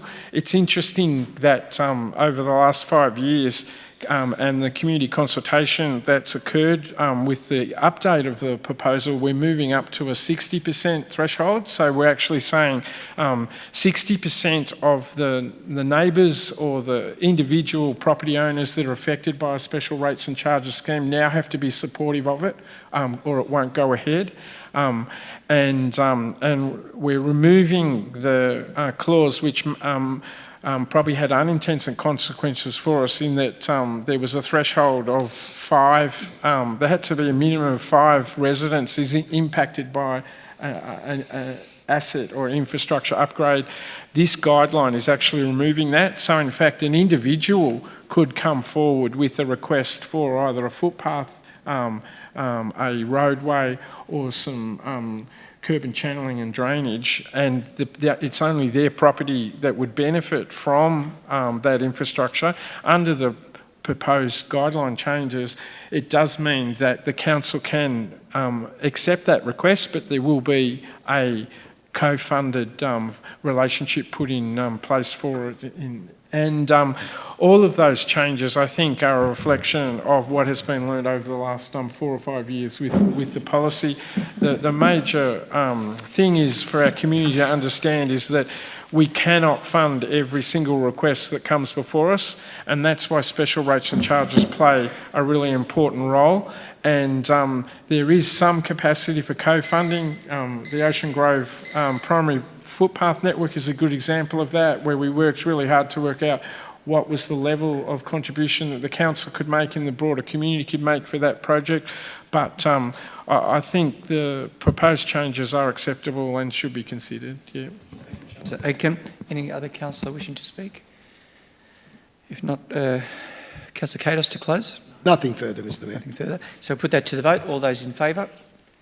That's carried unanimously. The next item is the Energy from Waste Navigating Future Waste Operations and Circular Economy Opportunities. Councillor Wilkinson moves. Councillor Sinclair second. Councillor Wilkinson. Thank you. And this report was to inform Council of the City's approach to energy from waste solutions in the Victorian State Government's policy direction prohibiting new landfills and encouraging energy for waste as part of a circular economy. And it was in the context of a request made by Councillor Aiken in January 2025 following the opposition to the Lara incinerator project by Council. So the background to this is basically state policy. Recycling Victoria has mandated that no new landfills will be permitted. Residual waste is intended to be processed at energy for waste facilities. So the city, the Waste and Resource Recovery Strategy 2020 to 2030 aims to lead the community in a waste avoidance and resource recovery, supporting a circular economy. So currently, curbside, our waste is sent to Drysdale and to Wyndham landfills. Drysdale is due to close soon, and that requires all our residual waste to be transported outside the Greater Geelong. So where it sits in terms of energy for waste, it sits in the recover tier, which is above landfill, but below recycling and reuse. So obviously the aim would be to reduce our waste and, if we can, possibly reuse or recycle. There are a number of benefits that are cited in this report. It reduces landfill volumes associated environmental impacts of the landfill, so methane production. It generates electricity, heat and fuel, and enables recovery of metals and other metals. However, there are many challenges, and these have been highlighted particularly by Charles Street, Les Dew and Annie from Lara Big Incinerator, Stop the Lara Big Incinerator project, just in terms of incineration. It produces pollutants and hazardous ash, high infrastructure costs and complex operations, requires consistent feedstock, which may be a disincentive for waste reduction, and obviously community opposition is common. So I'll just leave that introduction there for now, but yeah, just know that this is actually quite a balanced report in it that has all the information that's currently available. Councillor Sinclair. Mr Mayor, so I think waste management is one of the most important issues that we'll be looking at as a council over the next couple of years. So I really commend Councillor Aiken for requesting this report. Obviously, we're experiencing a significant amount of growth in the city. We've got the legislative changes that Councillor Wilkin has just outlined. Also we had our tourism report tabled earlier tonight, which focuses on our natural beauty of the Bellarine and other areas within the greater city of Geelong. So not managing our waste well will impact things like the economy and the environment. As Councillor Wilkinson outlined, no new landfill options are being progressed, but it is really important to call out that the city really specifically has made a call to not have an energy to waste incineration facility within the city of Greater Geelong, and has asked for more time, so reporting back in 12 months to look at further options, which is really appropriate given how rapidly the technology is moving. We want to make sure that we get the best outcome for our community. I really wanted to call out as well that our objective as a council is to avoid creating waste in the first place. We're really focusing on a circular economy.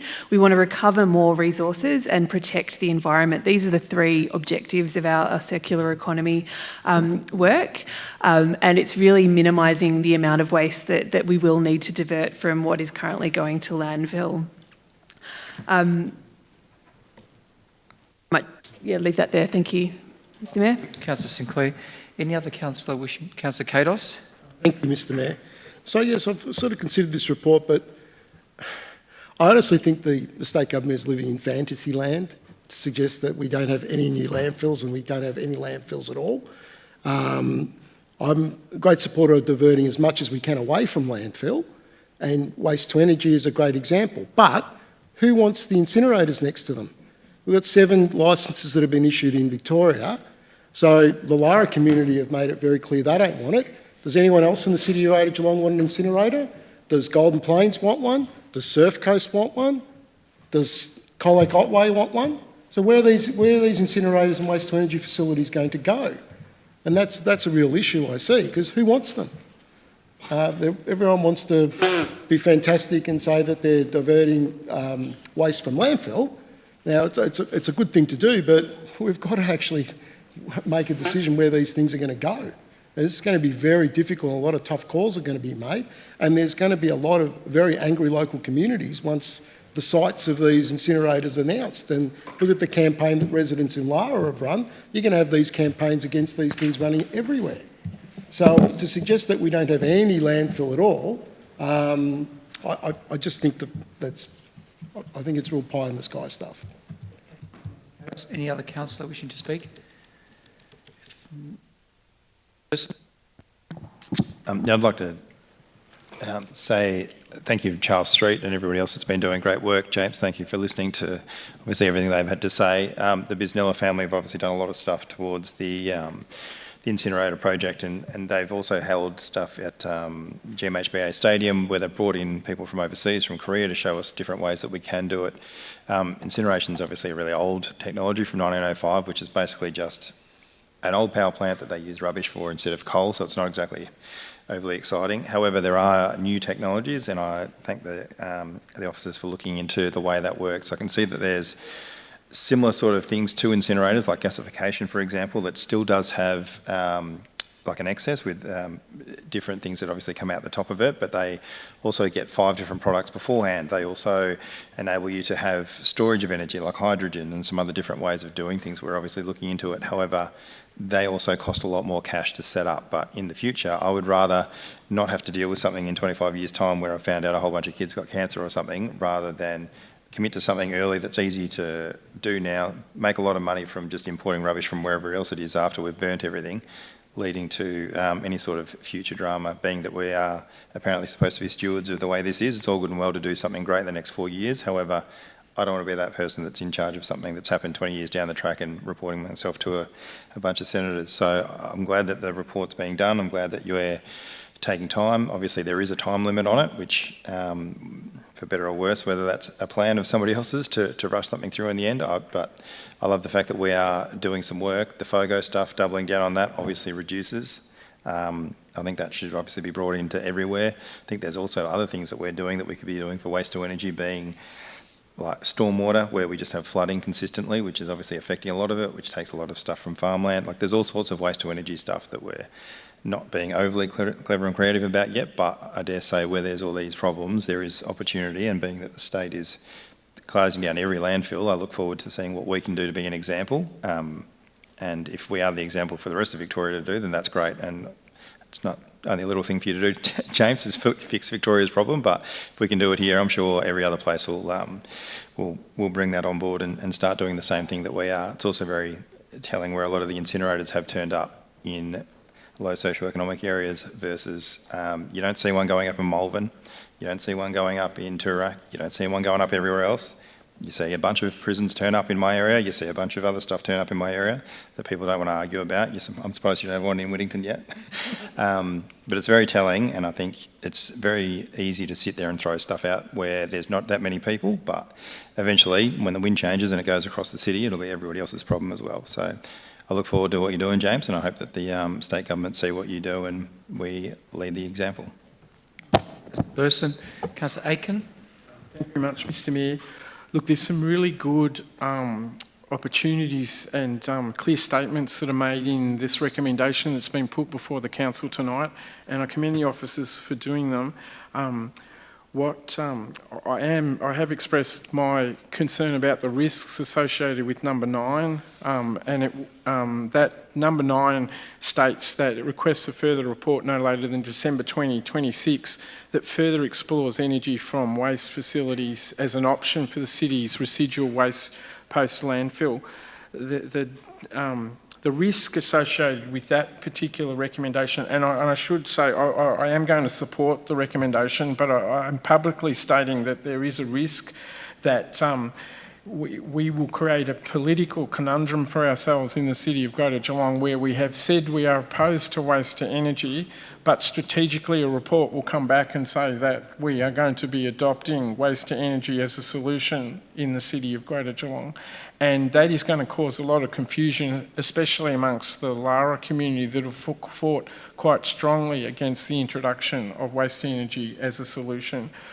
What I do know is that the solution for addressing residual waste does not exist today. And usually human ingenuity is that when you have an outcome you want, you have to create it and you have to develop it. And that's where technology and advancement and our tertiary sector play a very important role to actually help us in the local government sector to find the solutions that don't exist today for the residual waste that's not going to be put into landfill.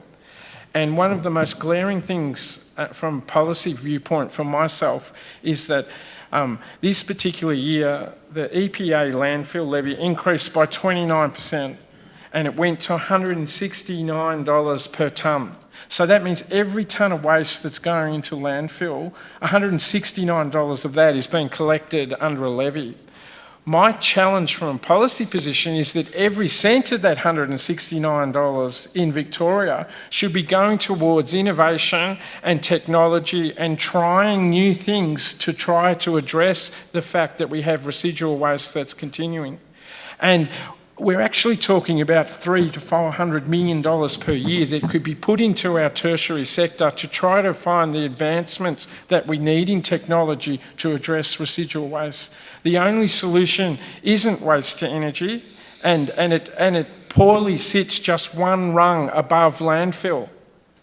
So it's only one run on the ladder in terms of the impact that it's making in our environment as a solution to our residual waste. The policy position of our state government is not acceptable that they are just imposing on local government solutions. What we should be doing is using advancement of technology, advancement of innovation, and encouraging those people that are smarter than ourselves to try and find a solution. And the best way we can do that is to properly fund that innovation in Victoria. And I encourage all councillors, when they have an opportunity, to be an advocate for telling the state government that the EPA levy needs to be spent on innovation and technology change to address this significant issue that we're confronting. Councillor Aitken, any other councillor? Councillor Eadie-Gontel? I'll keep it short, Mr Mayor. I think we're all saying the same thing, and I think we're all on the same page when it comes to this topic. And as I said, I'll just keep it brief, but I think the point 6 in the recommendation really spells it out, where we need to continue to explore the market for innovation and technologies that will enable us to determine how we best manage waste and how can we extract the advantages that come from that. And so to say that we're opposed to energy from waste, I get the sentiment today, but we don't even know what technologies are still to come that may enable us to take advantage of those offerings in the future. There's an amazing amount of work and investment going on in waste at the moment. It's probably one of our largest challenges, but also one of our biggest opportunities. And so I get what everyone's saying, but I think we really need to keep an open mind as to what's out there and what's still to come. And there's a lot of businesses and entrepreneurs out there working on this. Those ideas, those technologies will continue to be presented to us in the future, and we really need to have an open mind about that. Councillor Gontel. Any other councillor? Councillor Wilkinson, to close. Thank you, and thank you, Councillor Gontel, for raising that, because we are certainly currently in the business of energy for waste. We do gather methane from our current landfill. We have invested in the RON. And every day, Alana Beggood and the team are really looking at alternatives and casting their vision wide in terms of what's available. I champion, as Councillor Burson raised, the preparation for FOGO and the work that's being done in terms of creating incredible compost, which is then going back into our community gardens, back into our parks and recreation, and hopefully will be a saleable project anytime soon. There are currently 7 energy for waste facility licences approved. So technologies don't just include incineration. So when we're talking about energy for waste, we're not just talking about incineration, we're talking about gasification, pyrolysis and biodigestion as well. So facilities will only process non-recyclable residual waste. So it's actually pulling out those things that cannot be reused, cannot be recycled.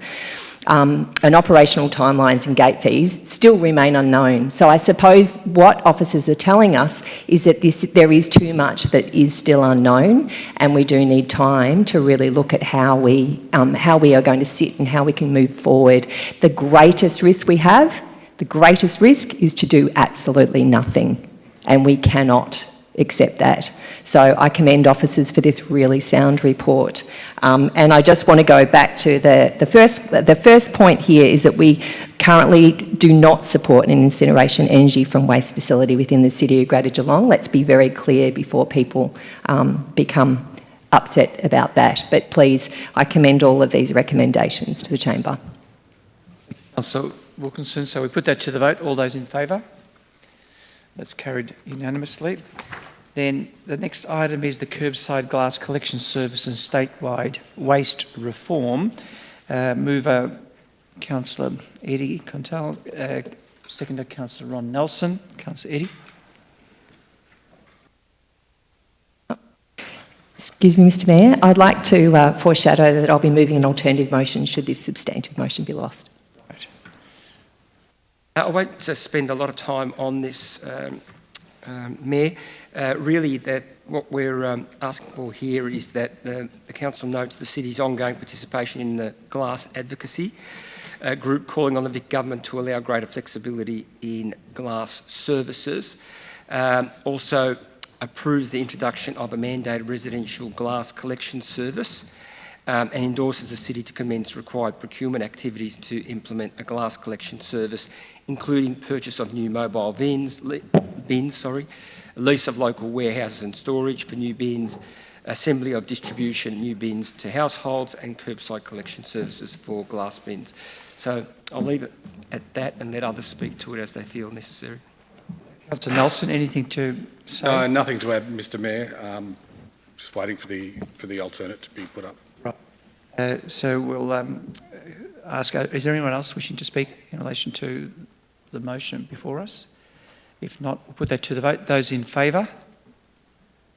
Against? The motion is defeated. So now we'll go to the alternate. So you wishing to move an alternative motion, Councillor? Mr Mayor, yeah, as mentioned during the debate, I have an alternative motion I wish to move, and I ask that this please be displayed on the screen now. And that one, and then a seconder to that. So Councillor Sinclair seconding. Yep. Wilkinson, please speak to the alternate. Thank you. Obviously, City of Greater Geelong is one of the 30 Victorian councils calling on the Victorian Government to provide greater flexibility in the design and delivery of glass collection service, including the expansion of what is a really fantastic container deposit scheme. The community is really on board.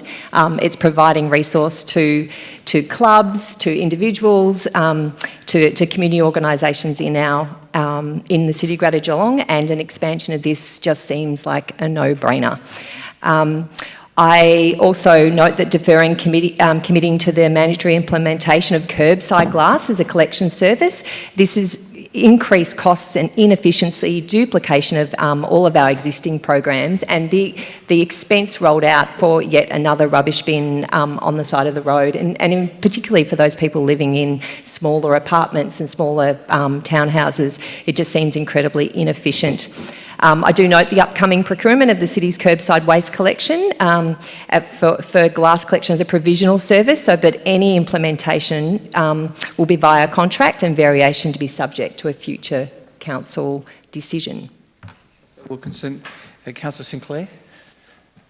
Thank you. I also support the City of Greater Geelong continuing its advocacy alongside the 30 other councils to call on the Victorian Government to review the purple bin rollout. I think when this was introduced, it might have been a little bit more logical, but that was prior to the introduction of the container deposit scheme, which we've seen have been incredibly successful.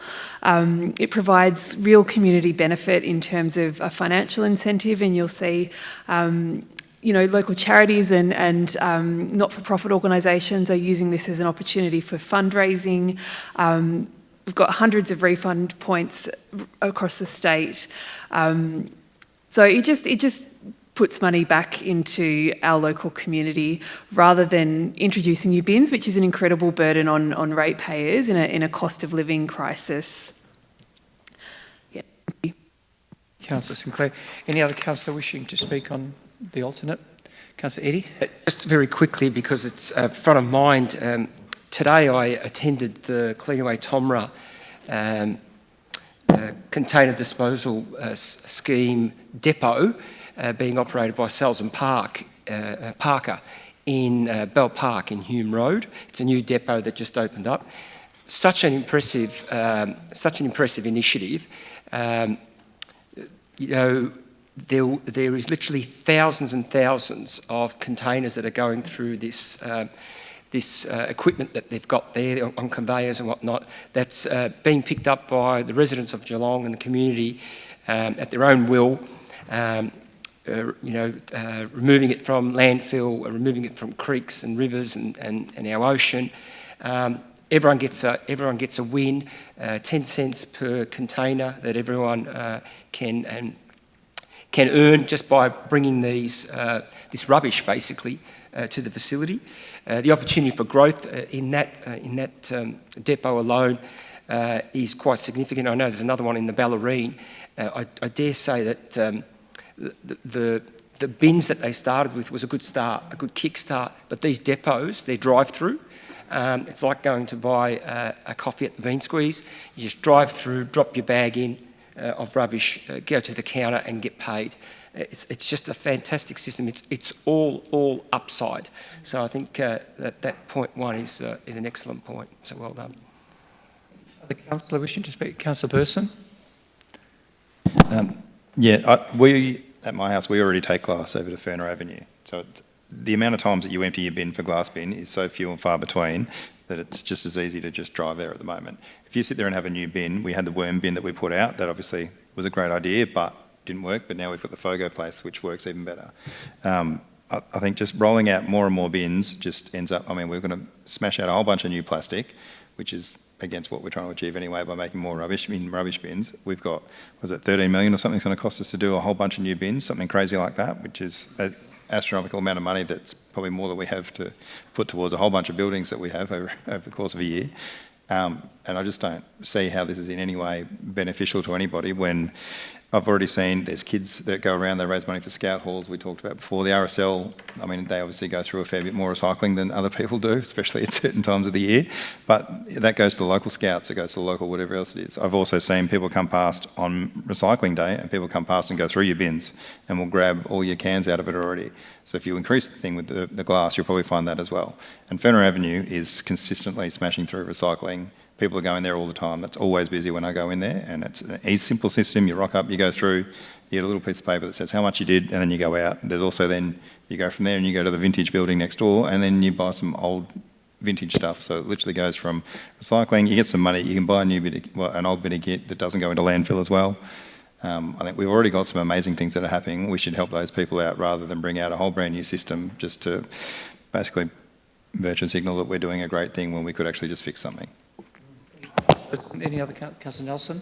Thank you, Mr Mayor. Just wanted to echo what Councillor Eddy and Councillor Chris said. Although it's down at Hume Reserve, it's moved from Ferner Avenue down to Hume Reserve. I was there on the weekend, and yeah, you see the restaurateurs and the bottle shop owners. They come in with their utes and stuff, and there's a space for trucks and everything. But what is most important to me, obviously, I take my dog because she loves to come for the drive. But what I love most is when you see the parents with their kids.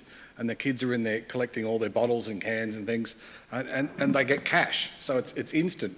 And I think that's the greatest thing, whereas Having another bin is it's just ridiculous.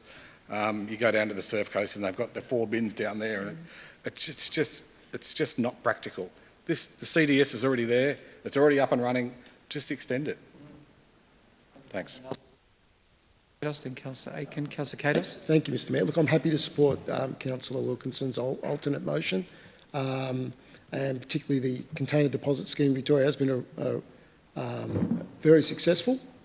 The only thing I lament about it is the infrequency which my wife and younger son take the bags for collection, as my garage at times is like the container deposit episode of Seinfeld. And there's half the garage is taken up with bottles and cans, but look, it's going for a good cause. My youngest son, Jack, gets all of that. But with regard to glass, if you look at such little glass, that things that come in glass now, unless you enjoy your wine, really there's not that much that comes in glass now. So to put a whole other bin out there, I think is ridiculous. And like, for example, in my household, because we have 6 people, I have 2 rubbish bins and 2 recycle bins, which I pay extra for those additional bins. That's my choice. But that would mean on one night I could have 5 bins out on the street with glass. I just think it's ridiculous. For the small amount of glass you're going to reclaim, surely that can be done through the recycle bins.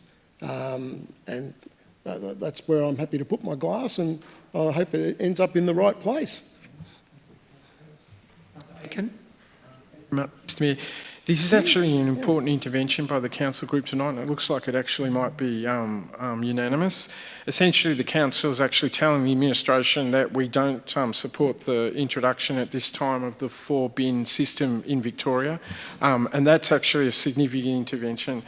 I think it's justifiable why we're actually saying we need to defer that intervention. The reality is it is hard enough for 3 bins system in our urbanised areas in Victoria, let alone to have 4 bins. And what's really interesting once again from a policy perspective, the state government has actually told the City of Greater Geelong that we have to aim for over 50% infill growth in the expectations of our 129,000 homes to be built in Geelong. Infill actually means that's in existing urbanised areas. So if you're actually putting another 65,000 homes in residential areas of Geelong, you're reducing the capacity to be able to have multiple bins at people's site locations. So it actually, there's conflict between the planning policy that exists in Victoria and the waste policy that has been put in place. And of course, the other concern about this is that we don't have to actually look too far about how the container deposit scheme actually can be improved. You actually just have to go west and look at our neighbouring state in South Australia. South Australia is introducing in 2027 wine bottles into their collection system. They're introducing larger juice and cordial glass bottle collection into their system as well too, and plastic at a future date as well. That's actually what Victoria should be looking at in terms of expansion of the container deposit scheme. The solutions are there. Yes, because a major decision was made to have 4 bins in Victoria, we now know that there are other opportunities, and it is in conflict with other policy positions, in particular planning positions that have been undertaken at the state level. So it is appropriate for us to try to advocate to the state government. We do not want the purple bin in Geelong. We actually want the container deposit scheme to be expanded to increase for the maximisation number of glass containers to be collected under that system. And we want to have discussions and proper dialogue between the local government sector and the state government to try to address the waste collection and recycle system in Victoria, not have it imposed at multi-million-dollar cost. I mean, the reality is the purple bin in Geelong is going to cost over $7 million for the ratepayers of Geelong to have it introduced. And that's a cost, additional cost that the community is going to have to bear simply because the decision was made in Spring Street, Mr Mayor. Aiken. Anyone else wishing to speak? If not, Councillor Wilkinson to close.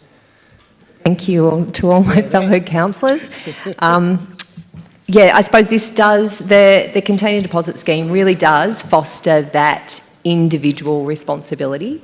And I will age myself here when I tell you that I remember riding my bike with a glass bottle under my arm to the local milk bar to get 10 cents worth of mixed lollies that I could hand the bottle over and get the lollies. So in that just fosters that connection between this is a valuable resource and we're taking responsibility for it. And I encourage perhaps Councillor Katos maybe to introduce some competition in your garage. There might be a neighbour that might take those bags off you and that might get your son up and about. So I commend this alternative motion. To put that alternate to the vote. All those in favour? That's carried unanimously. Very good. The next item is the proposed road discontinuance and sale of the land at part of Kirk Place, Geelong. So mover Councillor Sullivan and seconder Councillor Burson. Councillor Sullivan.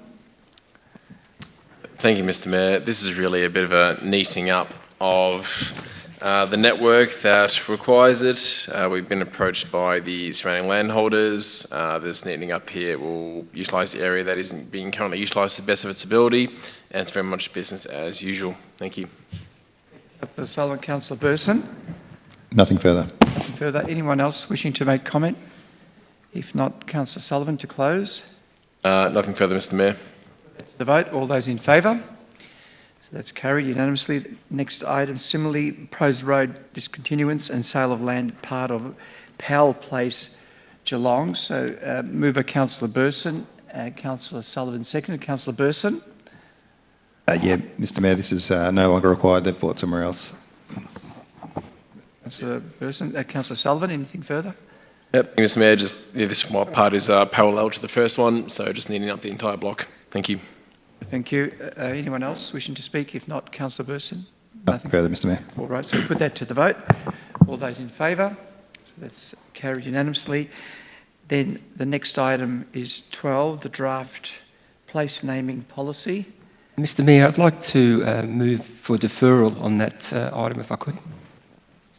Seconder for that, Councillor Nelson. Is anyone wishing to, Councillor Eddie, you want to say anything there? No? Any councillor wishing to speak to that? If not, put it to the vote. Those in favour for deferral? Anyone against? I think that's unanimous. That's item 12. Item is electrical, that's confidential, isn't it? In part, so no, that's okay.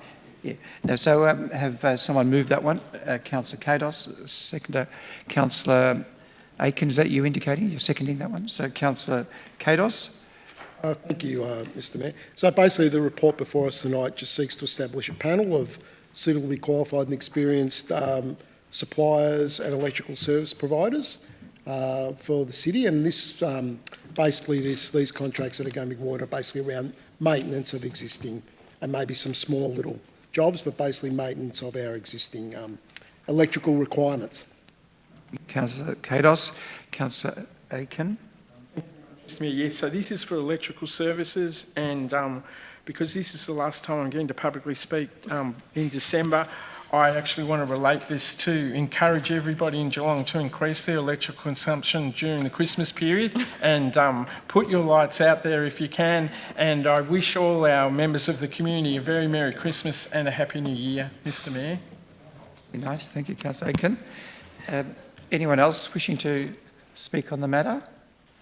If not, Councillor Katos to close. Further, Mr. Mayor. So we put that to the vote. All those in favour? So that's carried unanimously. Then the next item is the McDonald Reserve Pavilion construction. Councillor Nelson moves. Councillor Eddie Contel second. Councillor Nelson. Thank you, Mr. Mayor. I hadn't thought that this was our last chance to speak, so thank you for bringing that up, Councillor Aiken. The purpose of this report is to award a contract for McDonald Reserve, which is home to the South Barwon Football Netball Club and the Highton Cricket Club. And this new pavilion and refurbishment will upgrade the existing premises and expand and extend down towards the bottom oval. because of the expansion in female participation and junior participation. So this modern space is much needed and long overdue. It's been floating around for quite a few years now, and finally it'll get built next year. Thanks, Mr Mayor. Councillor Nelson. Councillor Eddy. Mr Mayor. And further, anyone else wishing to speak? Councillor Kados. I think it's fantastic that the expansion continues there at South Barwon Football Club. I remember going down there when I was at school when it used to be Belmont Football Club before the merger with Barwon to become South Barwon. And I was very pleased that in my previous, previously as a member for South Barwon to have extended those club rooms. And because it was a very, when you look at what it used to be, it was half the size of what it is now. And this is going to further expand that footprint. And also, from memory, it's got some coaches' boxes up there, which will be very well received too, storage, and also with the explosion in women's sport, women's football particularly, it'll be a very welcome addition to McDonald Reserve. Anyone else wishing to speak? If not, Councillor Nelson to close. Thank you, Mr Mayor. Yeah, it will certainly, that extension, as Councillor Kados said, we'll be able to so you can see both ovals from the one pavilion because one's higher than the other. So that'll really enhance the female participation for McDonald Reserve, and also, while not included in this, it does allow, because that pavilion goes north, it does allow for hopefully some additional netball courts down at the bottom that goes into Roycroft Avenue. You know what I'm talking about, Councillor Kados? So that will make that facility even better because they are bursting at the seams down there. So put that to the vote. All those in favour? So it's carried unanimously. Then record of informal meetings. Have someone move it? Councillor Nelson and Councillor Kados. Second. Councillor Nelson, anything to say? No. Councillor Nelson, Mayor. anything? No, as read, Mayor. Anyone else? No. Put that to the vote. So that's all those in favour. So it's carried. Then confidential report in relation to community grants funding recommendation. So have someone move that we move that, Councillor Eddy and Councillor Kados. All those in favour? So that's carried unanimously. So we will now move into confidential. So we'll just wait a moment for that gallery to empty. Merry Christmas, everyone. Merry Christmas. Thank you very much.